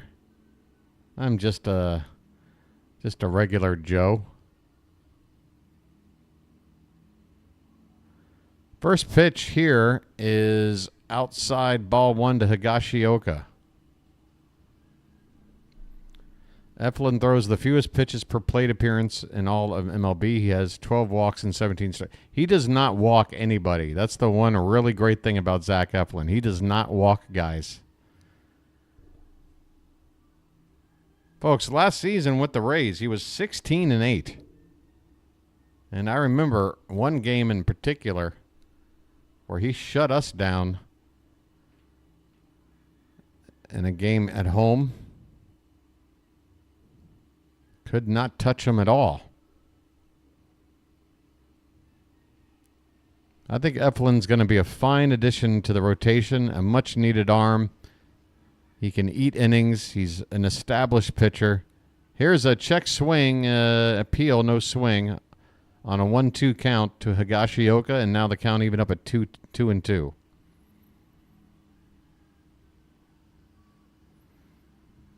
I was just raised that way. It's fine.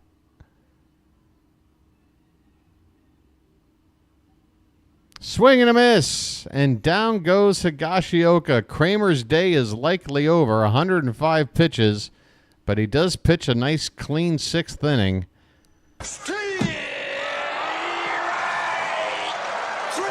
Well, y'all come back now, you hear? Only one earned run given up by Kramer through 6 innings.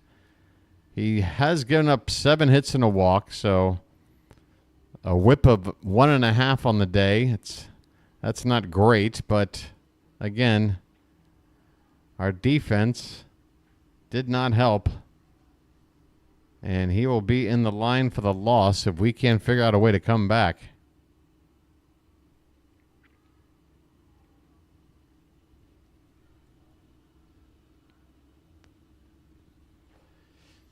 I thought Grayson looked fine through the first 5 innings. He did scatter like 5 hits. The problem was the pitch count was just too many deep counts.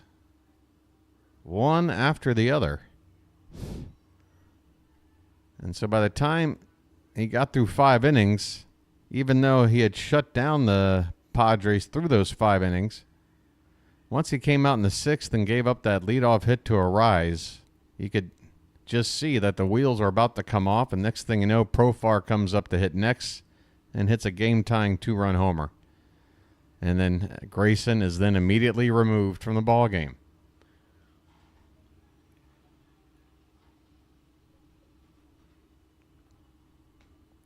Birch Smith came in and was ineffective, and that led to 2 more runs in that inning. 4-run inning for the Padres. All right, Adley Rutschman's up. No, that's sorry. This is a compilation of Michael King's strikeout pitches today. Who do we have due up? 9-1-2. Urias, Gunnar, and Adley are going to be due up here in the bottom of the 6th. King has given up just 2 base runners on the day while tallying up 7 strikeouts. First pitch to Urias is in there for a strike. Ramon has the only hit for Baltimore. This pitch is off the plate outside, 1-1.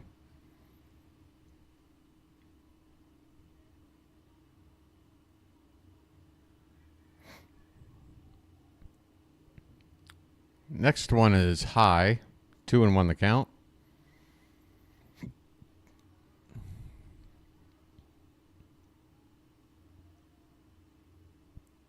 Yeah, Rob, I'm right there with you. Grayson did get ahead in the count often yesterday, but yeah, like you say, an 0-2 count would become a 2-2 count, 3-2 count, a couple of foul balls. Next thing you know, it's an 8-pitch at-bat that started 0-2. We got a 2-2 count on Urias leading off the bottom of the 6th, and the pitch is lifted foul behind the plate. Still 2-2. King had to throw 22 pitches in the first, and it was a 1-2-3 inning. Since then, he hasn't had to throw more than 15 in an inning. This pitch is over the plate but low. Full count now on Ramon Urias.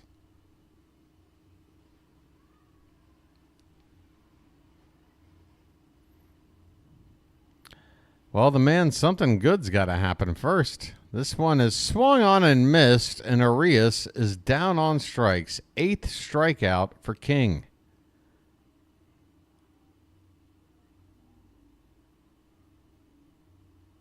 8 strikeouts and 18 at-bats for the Orioles.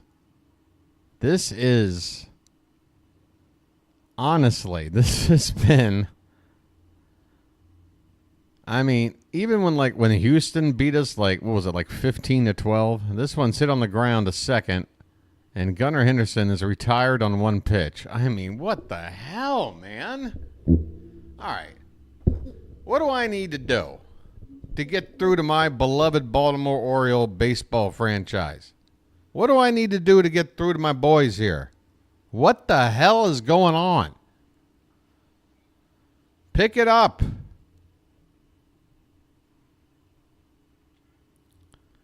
Rutschman at the plate. First pitch is a called strike on the inside edge. Let the clutch out gently, okay?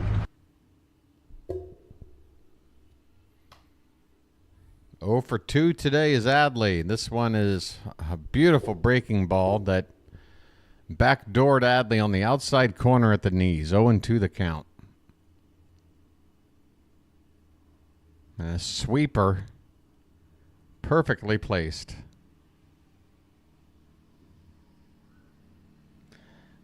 Will the Magic Mike dance do it?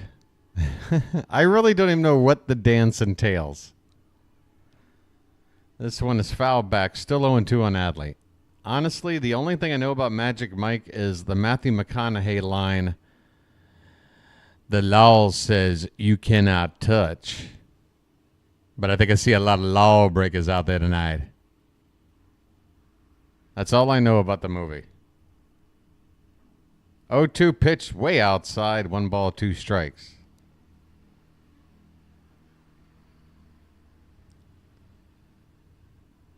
Did I walk right into it?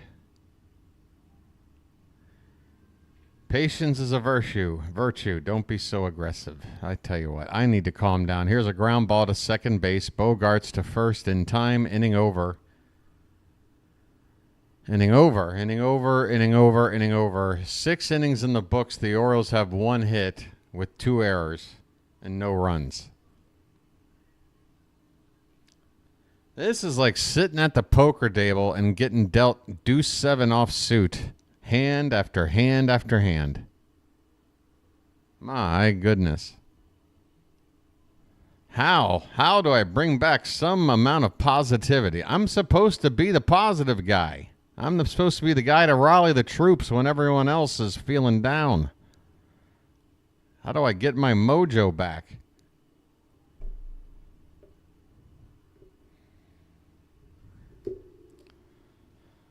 How do I get my mojo back? This being Baltimore and all.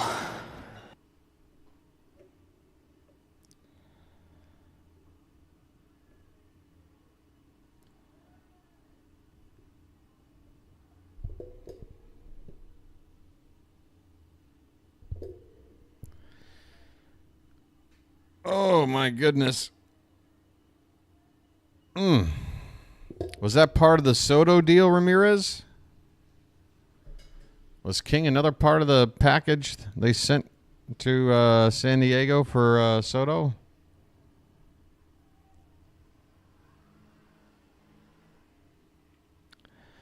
Yeah, I get a funk, Ramirez, but we did not have a funk like this last year. I can tell you that. We did not have a stretch of playing baseball this poorly last year. Not even close. Again, we're a team that had gone 2 years without getting swept.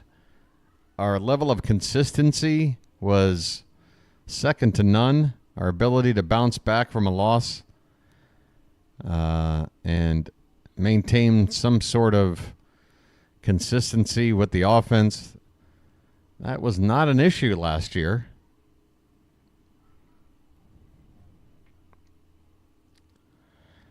All right, top of the order, due up for the Padres. And again, Cole Irvin is now out on the mound in replacement of Dean Kramer.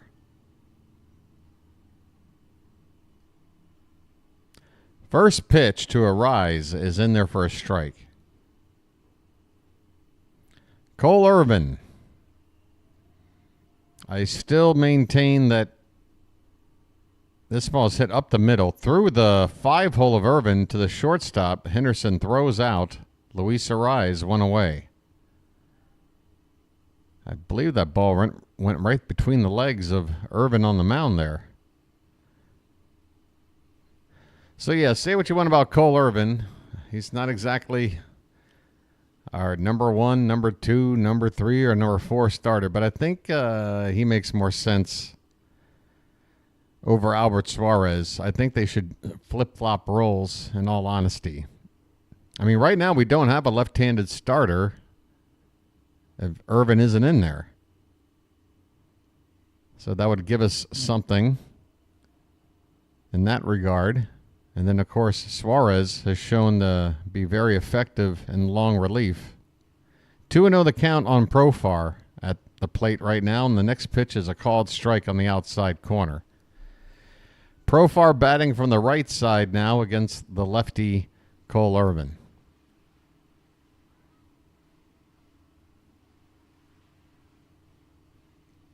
Here's a pitch just off the outside edge at the knees. 3-1 the count.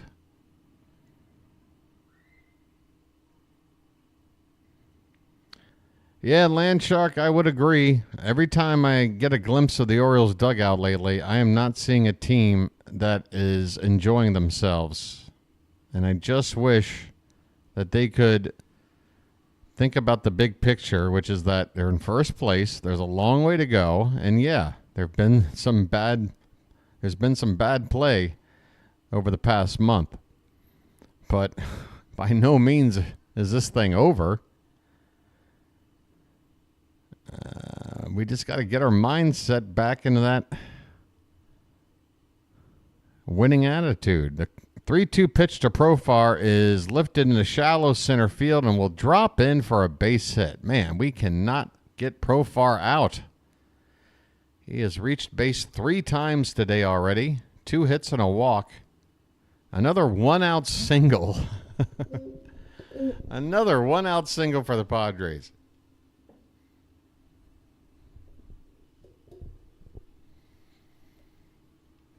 So we all know what should happen with their next hitter. If this script continues to repeat itself, here's Jake Cronenworth. He takes a curveball in there for a strike. Cronenworth is 0 for 3 today. So we've kept him in check. One of only 2 hitters in the lineup for the Padres without a base hit yet. This pitch is off the plate outside. Count even up at 1 ball, 1 strike. I just had a lucky. I need one too, Janet, but I got to try to wait for maybe like the 7th or 8th inning. In fact, you know what? I'm going to bring up a little topic here. Folks, we're going to introduce a special segment to Birdwatcher ball games going forward because I feel like it's something that is a fair compromise to help out people that need to let off a little bit of steam when things aren't going our way. Here's a swing and a foul ball by Cronenworth. The count is 2-2. Profar at first with 1 down. Here in the top of the 7th. Padres 4, Orioles nothing. So, for those of you out there that have been kind enough to be charming in the Charm City chat, keeping things civil, keeping the language PG-13. Here's a ground ball base hit in the left center field and going first to third. Again, it is the same thing. A 1-out single followed by another base hit to put runners at first and third. I can't believe I keep watching the same thing happen inning after inning after inning. So here's the deal, folks. If you need to get a 4-letter word off your chest, if you just want to vent a little bit and go, "Argh," I'm allowing a segment of the ball game for this to happen, and I'm calling it the Earmuff 8th. That's right. Here's a first pitch strike to Manny Machado. What that means, folks, is when things aren't going our way, I'm going to allow Charm City Chat to speak their mind however they wish with no censorship whatsoever. The only stipulation being don't insult each other, as Machado lifts a ball deep into right center field, and that is going to hit the bleachers for a 3-run homer. And the Padres now lead this one 7-0. Guess what? The earmuff 8th is on. So here's how it's going to work, folks. In the 8th inning, say whatever the hell you want. All right? Our mods will leave you alone as long as you keep it, your frustrations to what's happening in the ball game. Nicholas, it's not the 8th inning yet. So we're going to go ahead and remove that comment because we're not in the earmuff 8th. So part of this concept, folks, is perhaps you might not be one to want to hang around with a bunch of salty language. So it's a bit of a warning for those that want to be a part of it. Maybe in the earmuff 8th, you want to go run and get a snack or something. But I got to provide what I like to call a smoker's lounge, if you will, or an adult swim period during the ball game where folks can just let out their frustrations if need be. Because, folks, we need it. It's therapy. I get it. I'm a sports fan. I've got a potty mouth sometimes. But being the broadcast guy here, I'm doing my best to keep the language down. The 1-2 pitch to Xander Bogaerts is lifted into right center field, and that one is going to split the gap and roll up against the wall. This has gotten absolutely out of control as Bogaerts is going to make it all the way into third base with a 1-out triple. Holy Toledo. Yeah. Earmuff 8th inning is in full effect starting in the 8th. We need it today. I was going to hold off on it.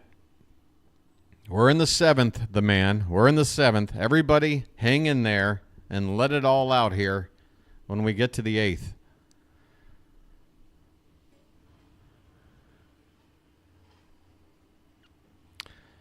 That's right, Fitzy. I'm trying. This ball is lifted in the air by Jackson Merrill to right, and Santander is going to make the catch for the second out, and walking home is Xander Bogaerts on a sac fly RBI by Merrill, and the Padres now lead it 8-0.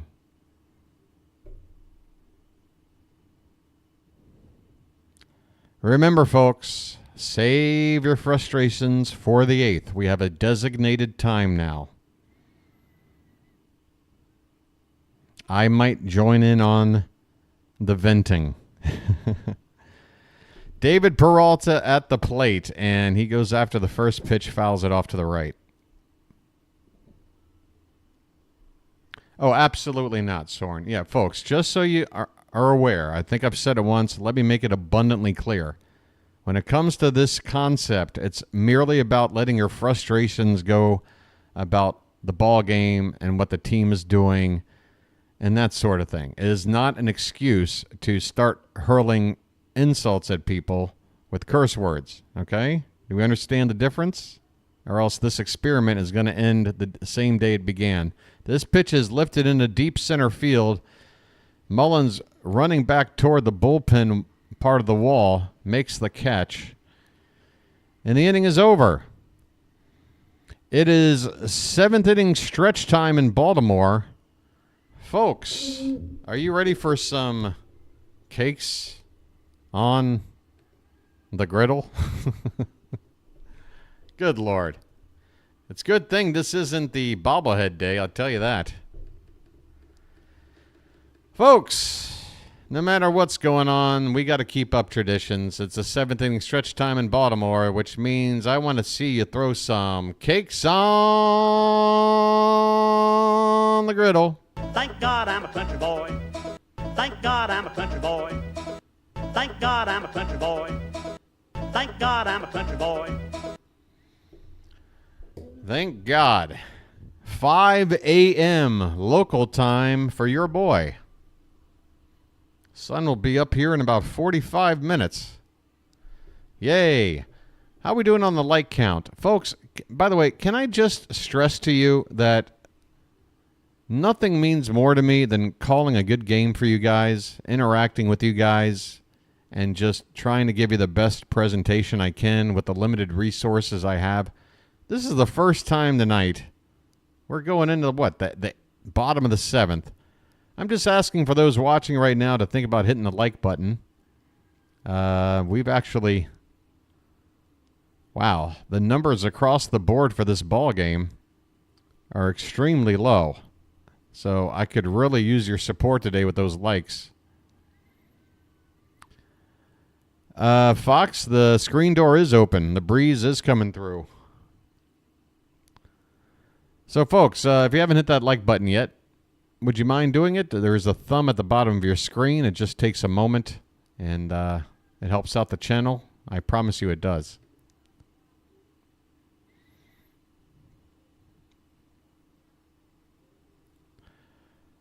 Wow. So,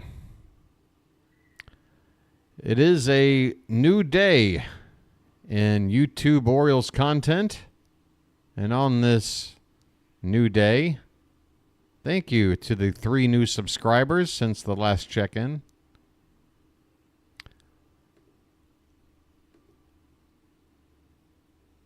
On this new day, my numbers are extremely down. Typically, I have twice as many people watching right now and twice as many views on the view count. I'm doing half the numbers of a normal ball game right now. And maybe that's a reason for me to... Right, Soren, exactly. Yeah, again, folks, this should not be too easy, or it should not be too difficult, I should say, to figure out the concept here. You're allowed to curse if you need to vent about your Baltimore Orioles. It's not an open session to start hurling insults and epithets and all that stuff at other people. If you do that, you're going to get timed out. And we'll just end this whole experiment. Here is Anthony Santander with a called strike on the outside corner. Folks, I'm not giving up. That's not a tater tot. That's a tater giant. At this point, I just want to see us do something. There's a called strike, and the count is 0-2. Again, folks, I bring you back to that game in Houston where we were down like 15-2. And that game looked like it was done, but the Orioles fought so hard to come back. Here's a check swing, and Santander did not go. 1 ball, 2 strikes. I just want to see us have a little bit of fight in us. Have a little bit of a plan of attack. Something. 1-2 pitch is fouled away.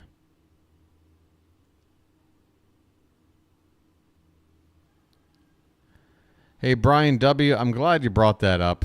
And again, I've been talking about things we need to do to shake things up just to change things because things can't really get worse than they are right now. And I'm totally in agreement. Let's shake up the lineup. Rutschman has been absolutely struggling lately. I love him hitting near the top of the order because he's an on-base machine type guy, but it ain't happening lately. And on the season against right-handed pitching, he really hasn't been all that great. He's gotten a lot of his production when facing lefties. I think he's hitting over 400 against lefties and only around the Mendoza line against righties. Santander with a full count here with nobody out in the bottom of the 7th. The Oriole bird hasn't given up. He's on top of the Oriole dugout.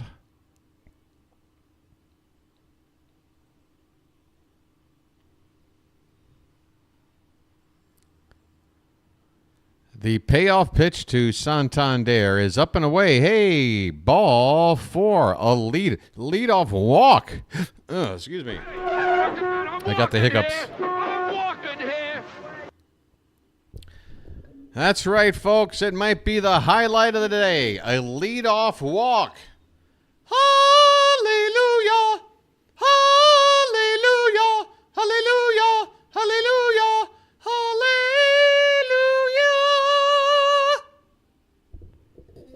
Here's Ryan O'Hearn. And are you kidding me? What's going on? Are we getting a pitching change? Michael King up to 94 pitches.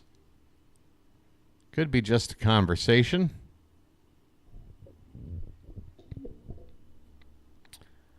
That was horrible. What was horrible, SG? There's so many things to point at as being horrible. You might need to be more specific. The Padres have a right-hander getting loose in their bullpen. You think the bird's going to hit Pickles? Maybe drink about a dozen Natty Bows?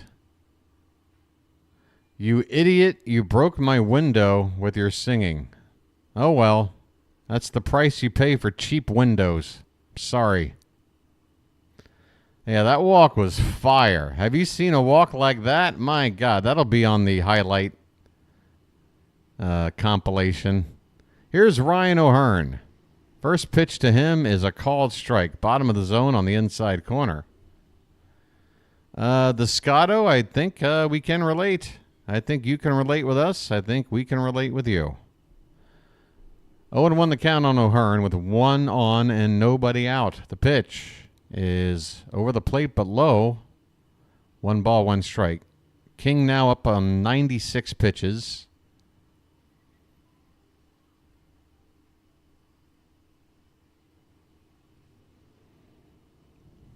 The 1-1 to O'Hearn is in there for a called strike.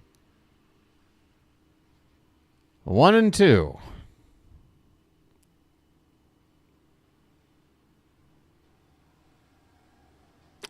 Not happening. Hey, you got a free membership. Why don't you cash that in? It's worth $200. This pitch is foul back. Still 1-2.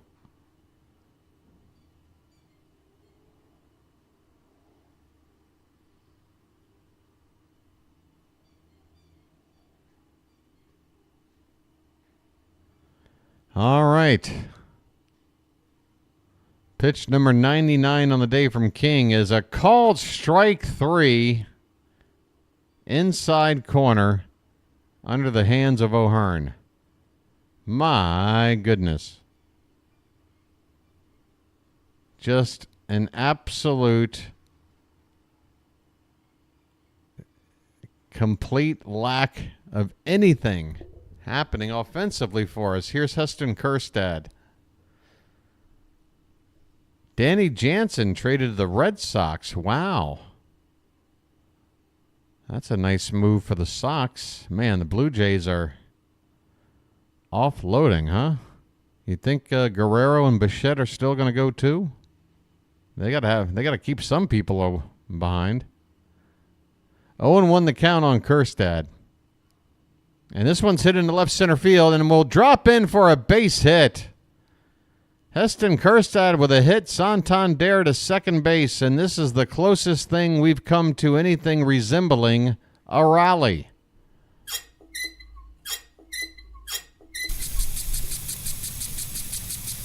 My goodness, the grass had been dry out there. Let's throw some water out there. That's going to do it for Michael King. He gets a pat on the back from his infield teammates, hands off the baseball. He goes 6 1/3 innings of shutout ball, but he does have 2 runners left on base that are his responsibility. Colton Cowser is going to be due up next. And with Mullins to follow, probably a good chance they're going to bring out a lefty here. We'll see who they bring out. They've gone to commercial.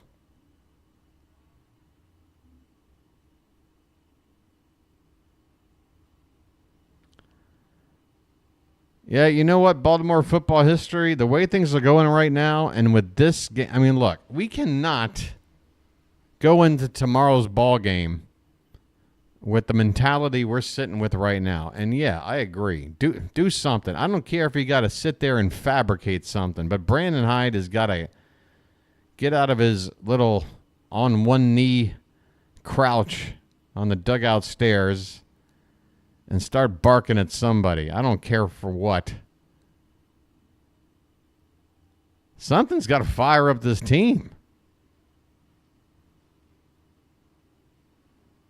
It's contagious, you know. It works both ways.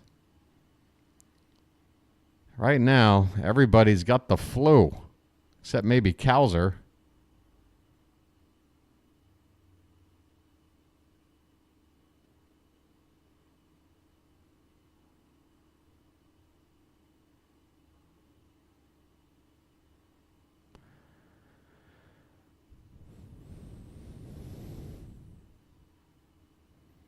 Yeah, what do you think if we would have made a trade package where we got back Chisholm and Tanner Scott? That would have been interesting. Oh. Okay. I need a snack. Holy cow, my stomach's growling. I think I got a cracker here. I'm going to eat it off mic, but I need some sustenance here.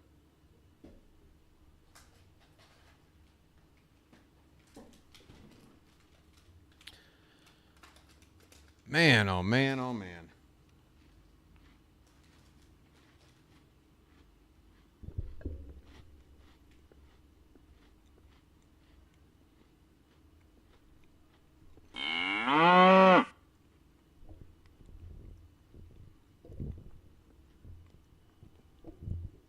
Strike one to Colton Cowser to begin his at-bat with 2 on, 1 out. The pitch is fouled back.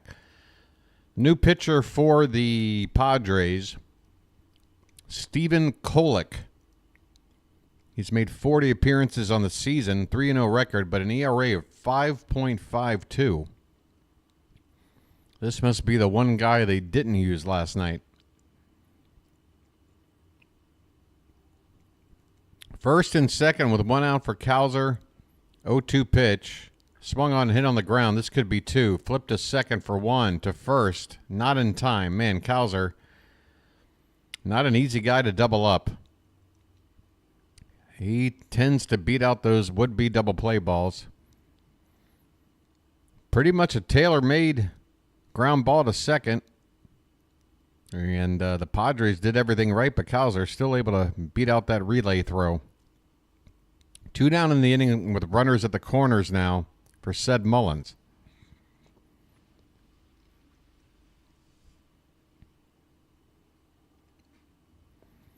Mullins is 0 for 2.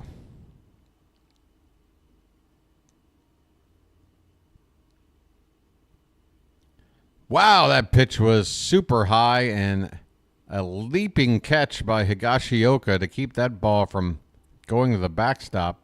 That would have scored a run. Instead, it's just ball 1 here on Mullins.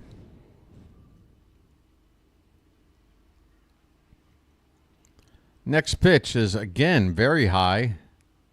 Not quite as wild as the last pitch, but wild nonetheless. 2-0 the count on Mullins.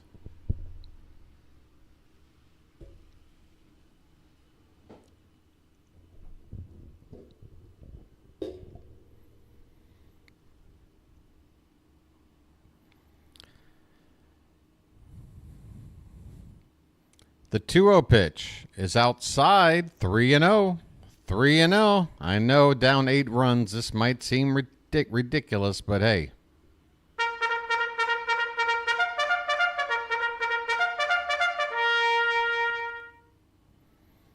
A 3-0 to Mullins is in there for a strike. 3-1.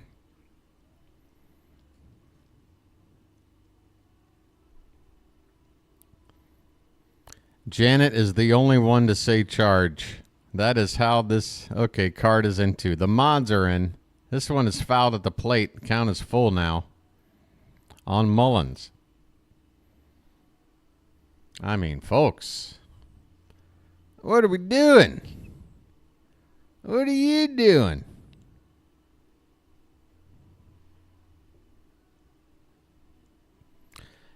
We are in the bottom of the 7th, folks. The Padres are up huge, 8-0, but the Orioles do have runners at the corners.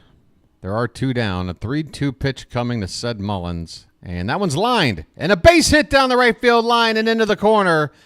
Santander will walk home. Let's see if Cowser is going to make it all the way around. The relay throw. Cowser scores standing. It's a 2-out, 2-run double for Cedric Mullins. All right, a little bit of magic.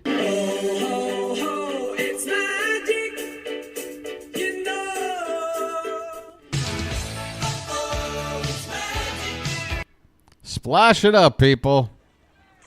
A 2-out, 2-run double from Mullins, and the Orioles won't get blanked. At least. You never know. One swing of the bat can make it an 8-4 ball game. And here comes the manager. That's going to, well, looks like it's just a talk. We've got somebody on the phone to the pen. I guess the Padres are buying some time to get another man loose. Connor Norby is due up next.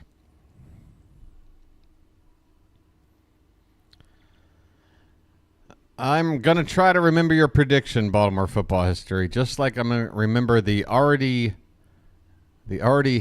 taken place despite the date still, 3 days away, where the Red Sox overtake first place by August 30th. I remember that prediction, too. Here's Connor Norby, 0 for 2 today.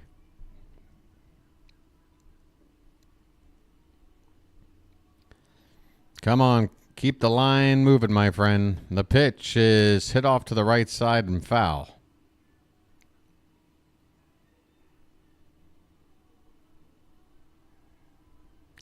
Eight to 2 now.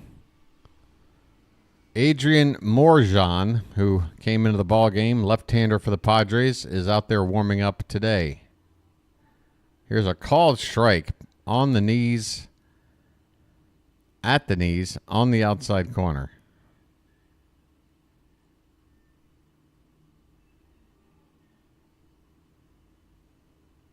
Yeah, I picked the wrong week to quit everything. Swing and a miss on a pitch a foot off the plate, and Norby's down on strikes. But the Orioles get a couple of runs.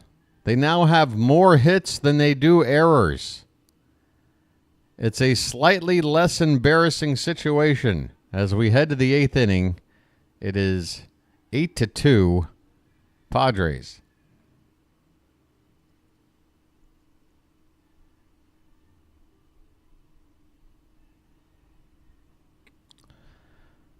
What happened? I might have to see this comment. But then if I see it, it'll be left up on the screen. Oh, it's the earmuff 8th. It's the earmuff 8th, everybody. So call it the Baltimore Miracle or some shit. Call it the Baltimore Miracle or some shit. Say whatever you want. Call it the Baltimore Miracle or some shit. As long as it's not, all right? It's on. It's the earmuff 8th. How do you feeling, Oriole fans? I know, right, Nicholas? I know. What the hell are we doing?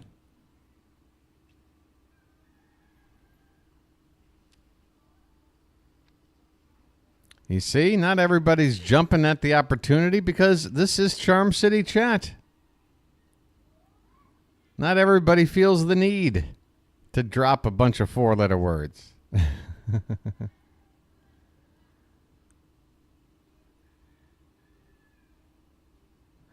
Oh, yeah. Football history, it might have been looked at as a potential spoiler with a comment like that. Sometimes mistakes are made or whatever, but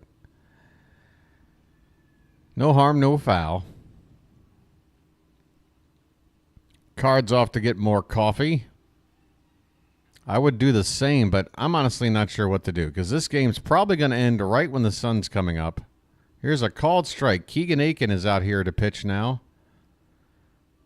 And the first pitch to, is that Ha-Seong Kim? It was a strike. Here's the next pitch. Breaking ball, clips the top of the zone. And the count 0-2. Folks, it's the earmuff 8th. Whatever you got to say. Hurry the hell up.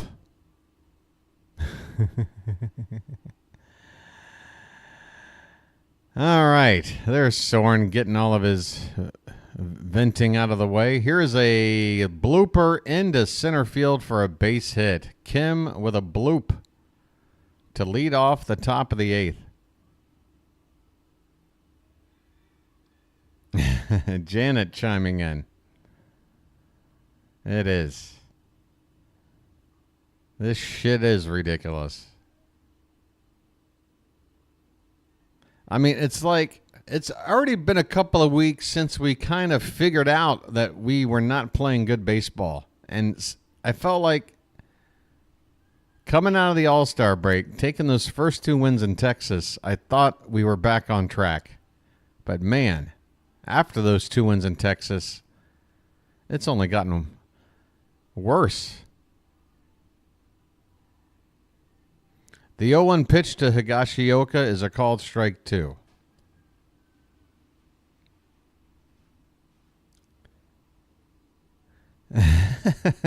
Let's see. Get it all out, folks, because, again, once earmuff 8th is over, we go back to being civil again. This one is lifted in the air to left field and deep. Going back to the track and making the catch in front of the wall is Cowser. Tagging from first and going to second base safely is Kim. Again, Kim, a very smart base runner.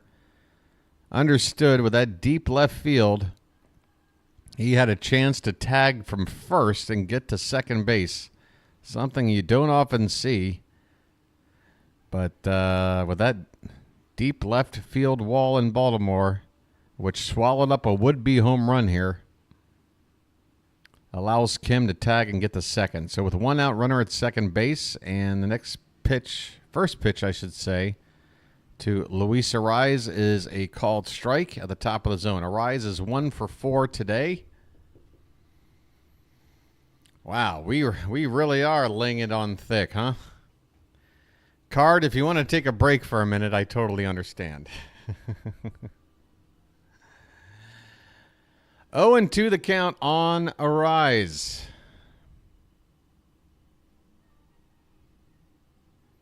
I don't know. Can we afford a day off when we're on the verge of getting swept? I don't know. Here comes a pitch, a breaking ball that's popped up. Right center, Mullins is going to make the catch. There are 2 down. Kim stays at second base.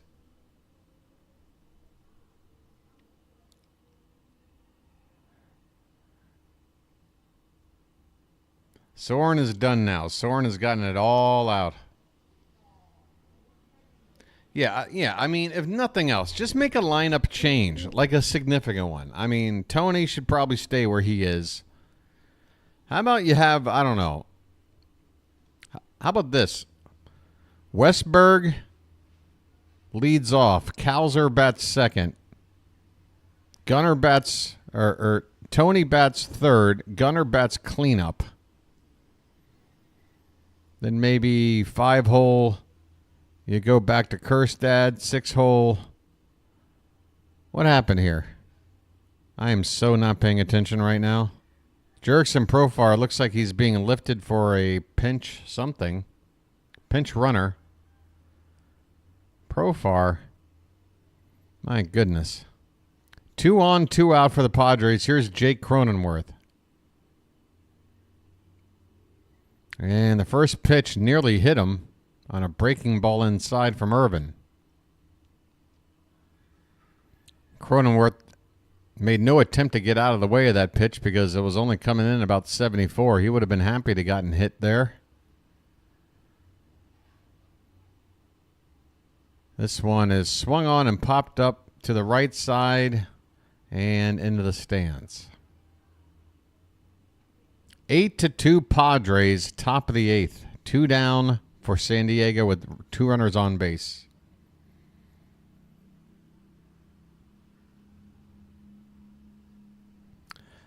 The man ran the numbers. All right, well, they've been run. We're winning.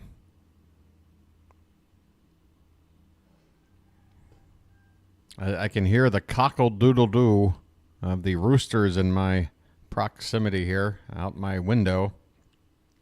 The morning is coming. A swing and a miss from Cronenworth, and the count now 1-2.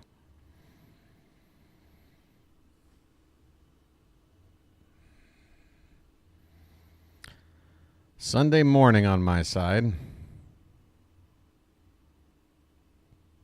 See, now you guys are just being gratuitous.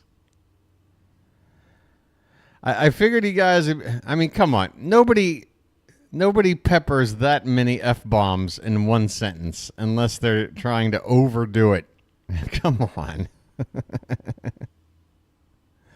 Yeah, can we rent Grimace for a day or something? Here's a pop-up on the infield. Henderson is camped under it, and he makes the catch. The inning is over. We go to the bottom of the 8th. We are down 6 friggin' runs. 9-1-2 due up for the Orioles.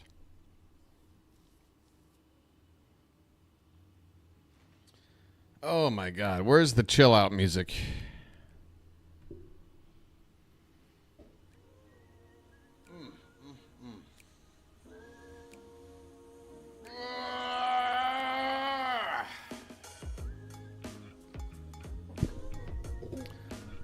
I'm in the mood to check Jeff Passan's Twitter account.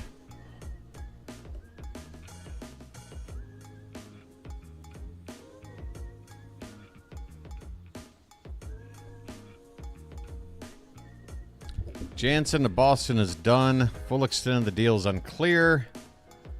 One player going to Toronto's infielder, Cutter Coffee. Cutter Coffee?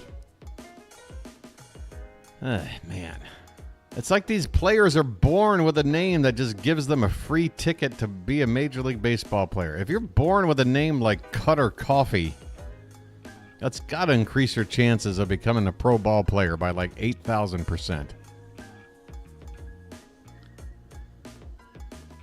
Alden with the full Yankee Marlins deal here. All right, so who did the Yankees give up? Agustin Ramirez, catcher, infielder Jared Cerna, and I guess utility guy Abraham Ramirez. Never heard of him.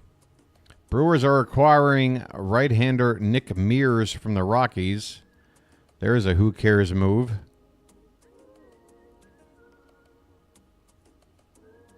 Although it has to be said, this is Mears' stat page.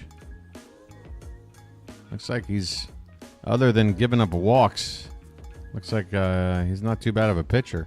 Okay, we're underway here, folks. In the bottom of the 8th, Ramon Arias is at the plate. And the first pitch to him is a strike. Kolek is still out there on the mound. Next pitch is fouled away, and the count is 0-2.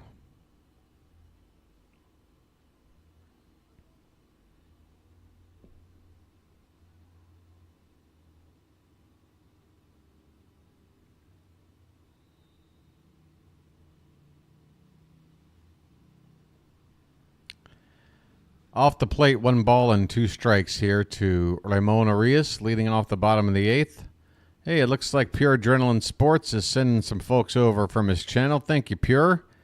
I wish folks arriving had a better game to watch. Arias with a line drive in the right field, going down into a tumble to make the catch is David Peralta. So Arias goes opposite field, hits it on a line. Peralta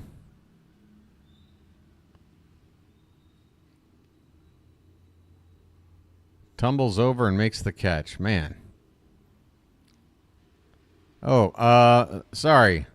The 8th inning earmuff is only for the top of the inning. Earmuffs are now done. We're back to being civil again, folks. Thank you for enjoying your time, for venting and purging all of that out of your system. Here's Gunnar Henderson. You don't get the full inning. You get half an inning. This ball's hit up the middle. A base hit for Gunnar. A 1-out single. Gunnar, man, he needed that. Turn on the faucet.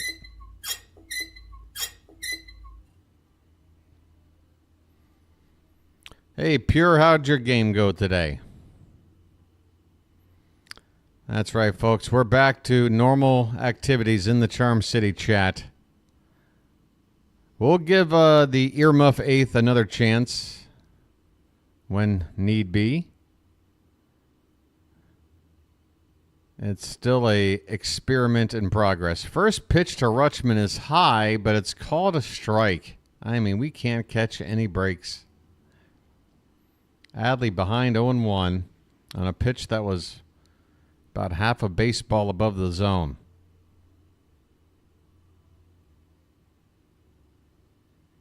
This pitch is off the plate outside a good half a foot. 1 ball, 1 strike.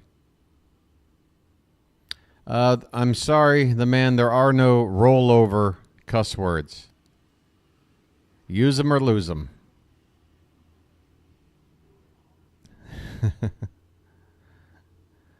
This one is fouled off to the left, and the count now 1 ball and 2 strikes.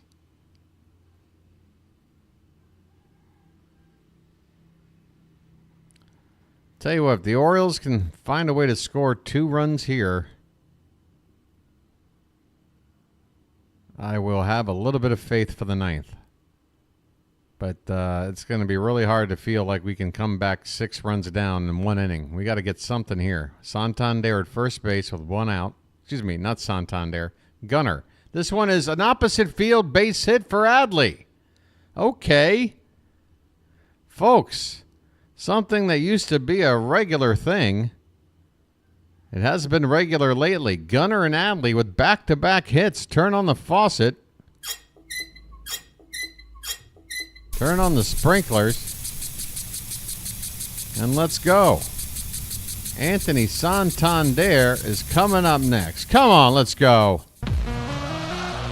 This is it. We can make it 8-5 with 1 swing right here. I'm sick of screwing around. Look at Manny Machado with his arm around Kim.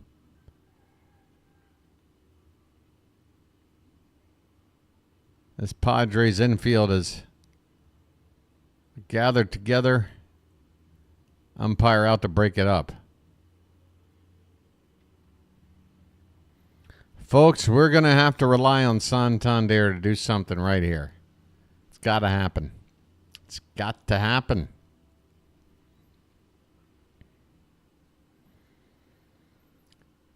Oh for 2 with a walk and a run scored today.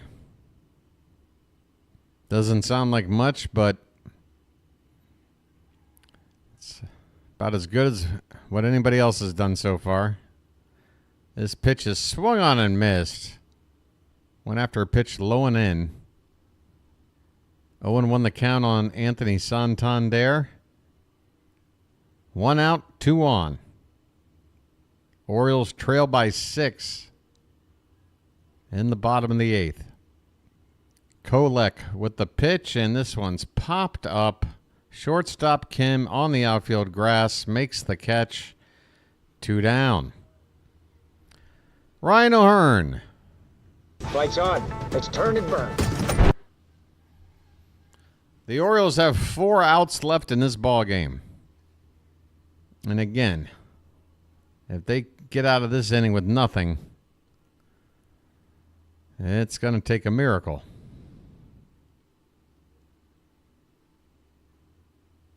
The first pitch to O'Hearn is a called strike on the inside corner.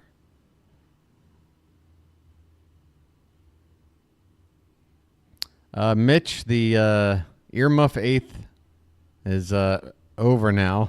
That was just for the top half of the inning. It's okay. We just have to remove the comments now and get it back to normal. It's an experiment in progress, early doors, beta testing. 1-1 the count on Ryan O'Hearn.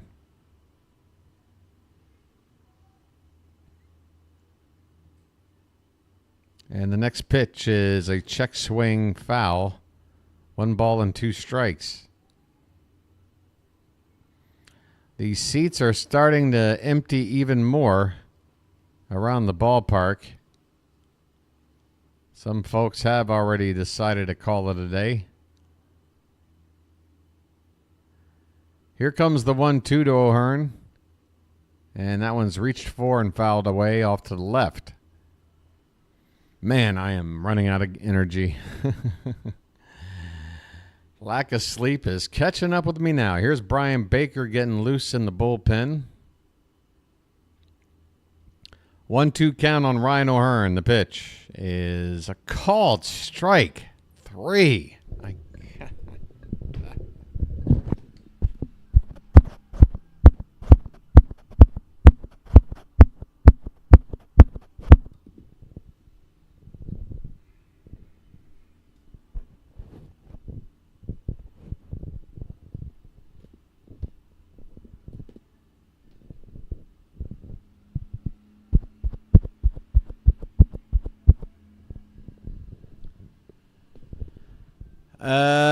Inning over, I think. Right? That it? Is that what we did with our 8th? We go to the 9th. 8-2 San Diego. I got to get up and move around. I'll tell you what.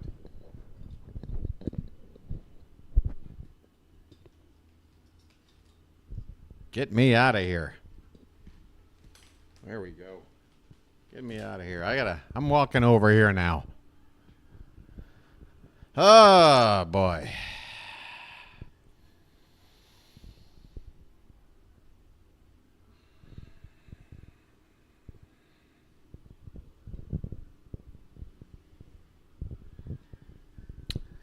I tell you what. Maybe I should do my Robert Goulet impression.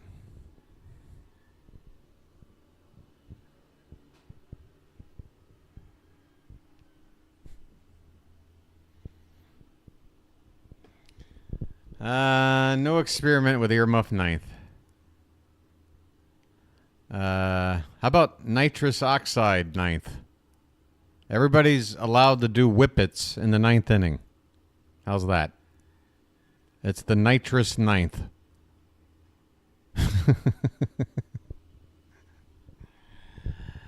Oh, my God. Sometimes when the team is up against it and the breaks are beating the boys, tell them to go out there and give it all they got and win one for the Gipper. Manny Machado at the plate. He takes strike 1.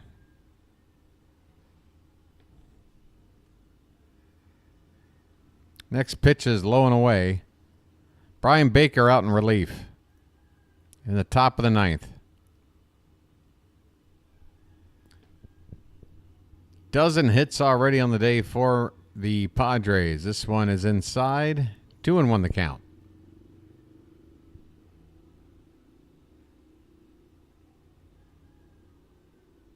Nightcap 9th. We do need a good chuckle. The pitch. That one's lined into right field, a base hit. Machado with his 3rd hit of the day. He's also driven in 3 runs with that big home run.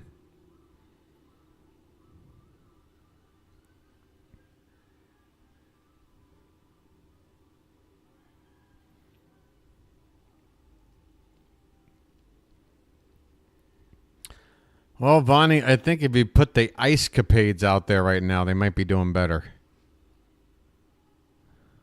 I mean, Bogart's at the plate. First pitch, a called strike, and that was a gift. Baker missed the outside edge by about 2 or 3 inches. Gets the call anyway. Bogarts has a triple and a double. RBI and a run scored. Flavored nitrous? It's a gas. How can it have a flavor? Flavored gas?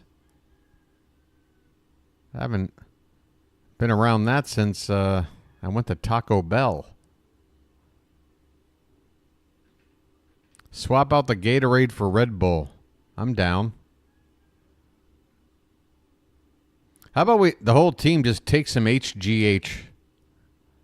Come out with a Barry Bonds neck tomorrow. This is a line drive. Is that a fair ball? It is. Good God. Another extra base hit. And the 3rd hit of the ball game for Xander Bogaerts. Runners at second and third with nobody out. Mike Elias, I don't know where you are. I don't know what you're doing, but man, I hope you're on the phone and making some deals.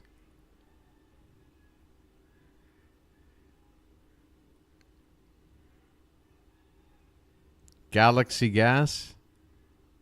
Oh, nice. Get them as a sponsor. A nitrous oxide sponsor. Swing and a miss by Jackson Merrill. Galaxy Gas. That reminds me of something. Who knows what movie featured Galaxy Glue? There's a real... what do you call it? This pitch is off the plate to Merrill. Count is 1 ball and 1 strike. Second and third, nobody out here for the Padres in the top of the ninth. Who can remember an obscure early 80s movie that featured a jingle for a product called Galaxy Glue? As this one's hit into center field and deep by Merrill, Mullins makes the catch up against the wall. Machado will walk home on a sac fly. It is now 9-2. And moving from second to third is Bogaerts with only 1 out. So the Padres, they are probably going to get a 10th run in here. David Peralta up next. Look at this Padres lineup. Everybody doing stuff.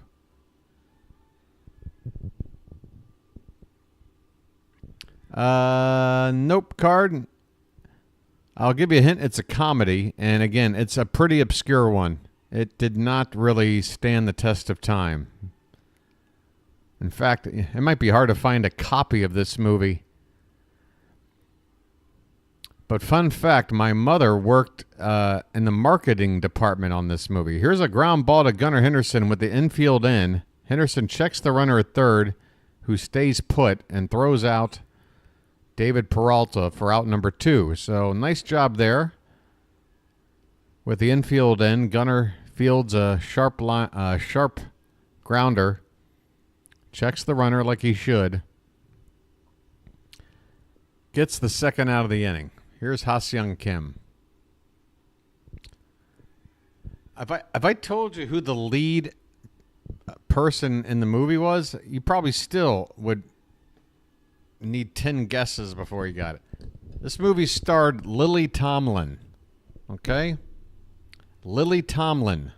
Baltimore football history has got his Google working today. Yes, there it is.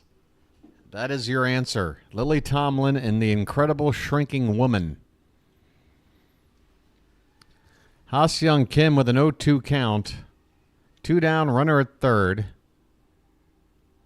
Yeah, the Galaxy Glue commercial jingle. I'm telling you, folks, if you know that jingle, you'll never get it out of your head. Swing and a miss as Kim strikes out to end the inning.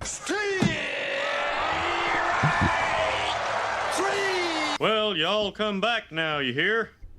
Galaxy Glue, Galaxy Glue. What would we do without Galaxy Glue? Galaxy Glue, Galaxy Glue. What would we do without Galaxy Glue? Yeah, I had that in my head for the first 12 years of my life.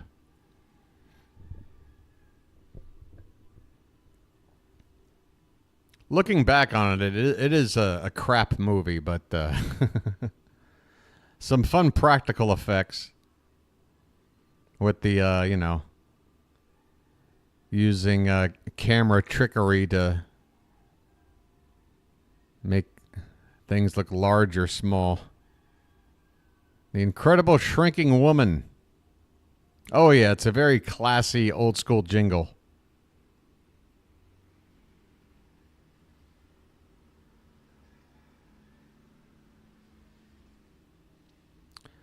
My goodness.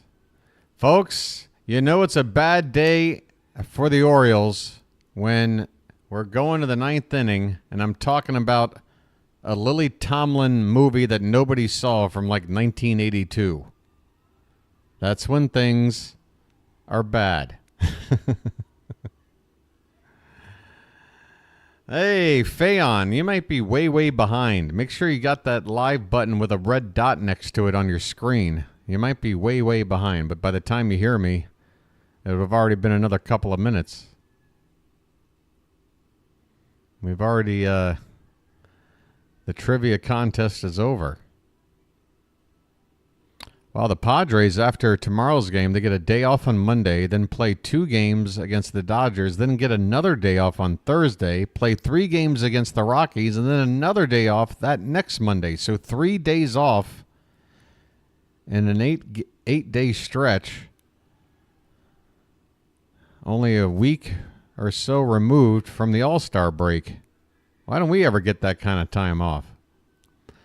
Logan Gillespie is on the pitch. He was in last night's ball game, right-handed pitcher. On to finish this one out, you would think. And the first pitch to Heston Kjerstad, low and in, swung on and missed.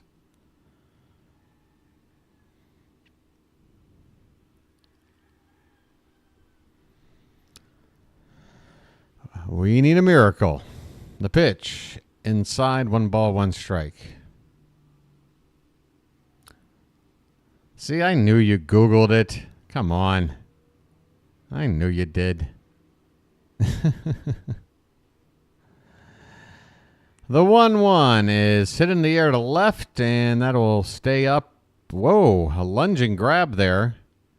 Sort of a lackadaisical approach to this ball by Bryce Johnson, who's in to replace Jurickson Profar on defense. But he does make the catch. 1 away in the 9th.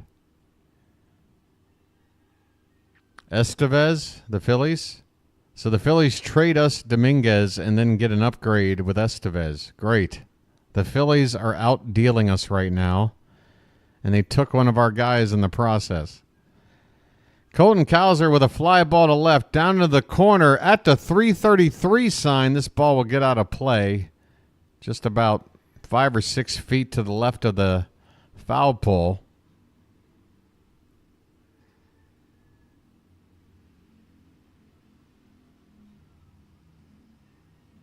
Yeah, Phaon, we have, again, I think you might be a little bit behind, my friend. Try refreshing your page or hitting the live button at the bottom of your screen. Make sure that red dot is there. You could be far behind. Colton Cowser at the plate. The 0-1 pitch is fouled away, now 0-2.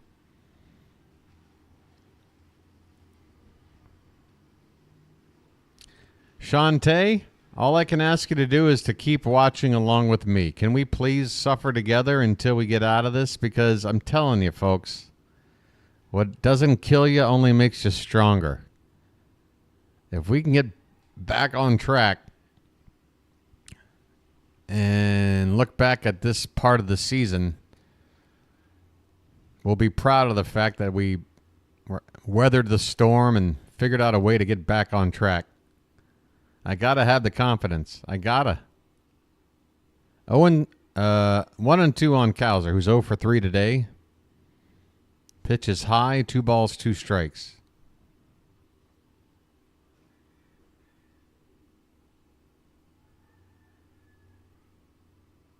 Wait, what's going on with Janet? Janet, you got something going on with you?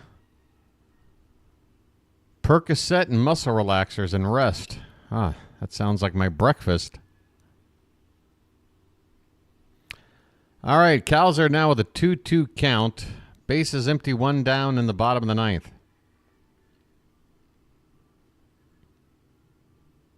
Thank you, Nicholas. Folks, I'm going to need all the support I can get from you guys because, again, my channel kind of in limbo right now. The success of my channel might be dependent on what other people out there who have a lot more resources and connections than I do. Line drive in the right field by Cowser right at David Peralta. Cowser hit that ball. Oh, that ball got down? For a hit. Okay. Oh, you got a pinched nerve? Those are the worst. Mullins is up. Folks said with the big hit of the night, a 2-run double in his last AB. Cowser has scored a pair of runs today. He scored... Wait a minute. That can't be right. As Mullins gets into one. That must be why. This one's lifted into right field, and that one's gonna go! Bye, birdie! Cedric Mullins, a one-man wrecking crew for an otherwise anemic offense. This one's hit 430 feet to right field. Is that right? A 2-run bomb makes it 9-4.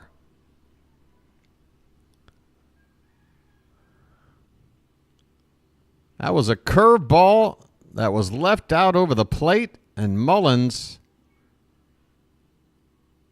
shot it out of here in the top 2 rows of the bleachers in right center.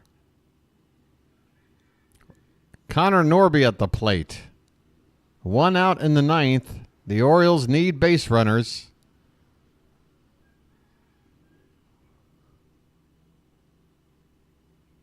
This one's popped up. Left side. Looks like it's going to be playable. No, it does get out of play by some amount. Misread by BW. By the way, the Mullins with the home run and everything. I mean, again, folks, when I'm doing these 3 a.m. to 6 a.m. game calls, I just don't have the same.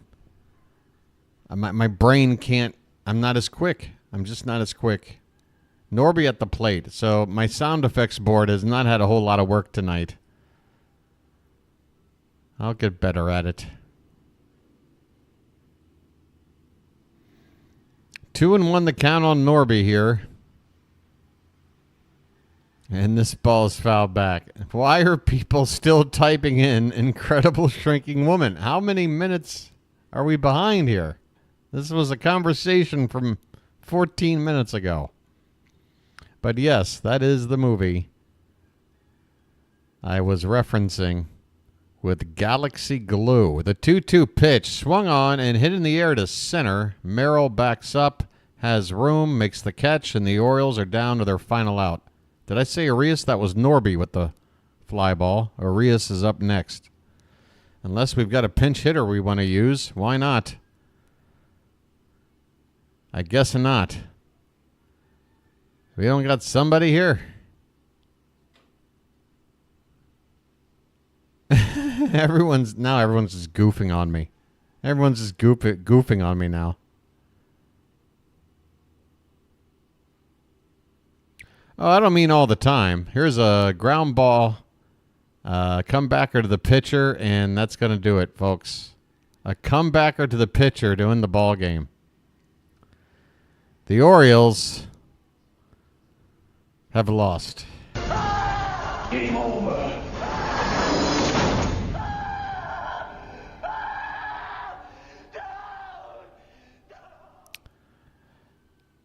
Man, oh man, oh man.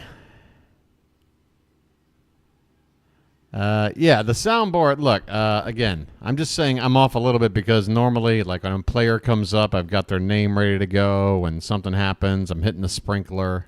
You know, it's fun. I like to get into that zone. It's like DJing. It really is. But yeah, folks, we have lost another game to the Padres. We have lost another series where we are in a position where we got to try to salvage the final game in order to avoid getting swept. First it was the Marlins down in Miami, and now we're home against the Padres. We have got to figure out a way to avoid the sweep. Let's take a look at some of the information here, and I'll get you guys on out of here. It is now 5 minutes till you can actually see the sunlight starting to pop up over my shoulder here. I don't know what to do. Can I sleep? I don't know. But let's take a look at tomorrow's matchup. I don't think there's a whole lot here you want to go over, is there? I mean, what was good tonight?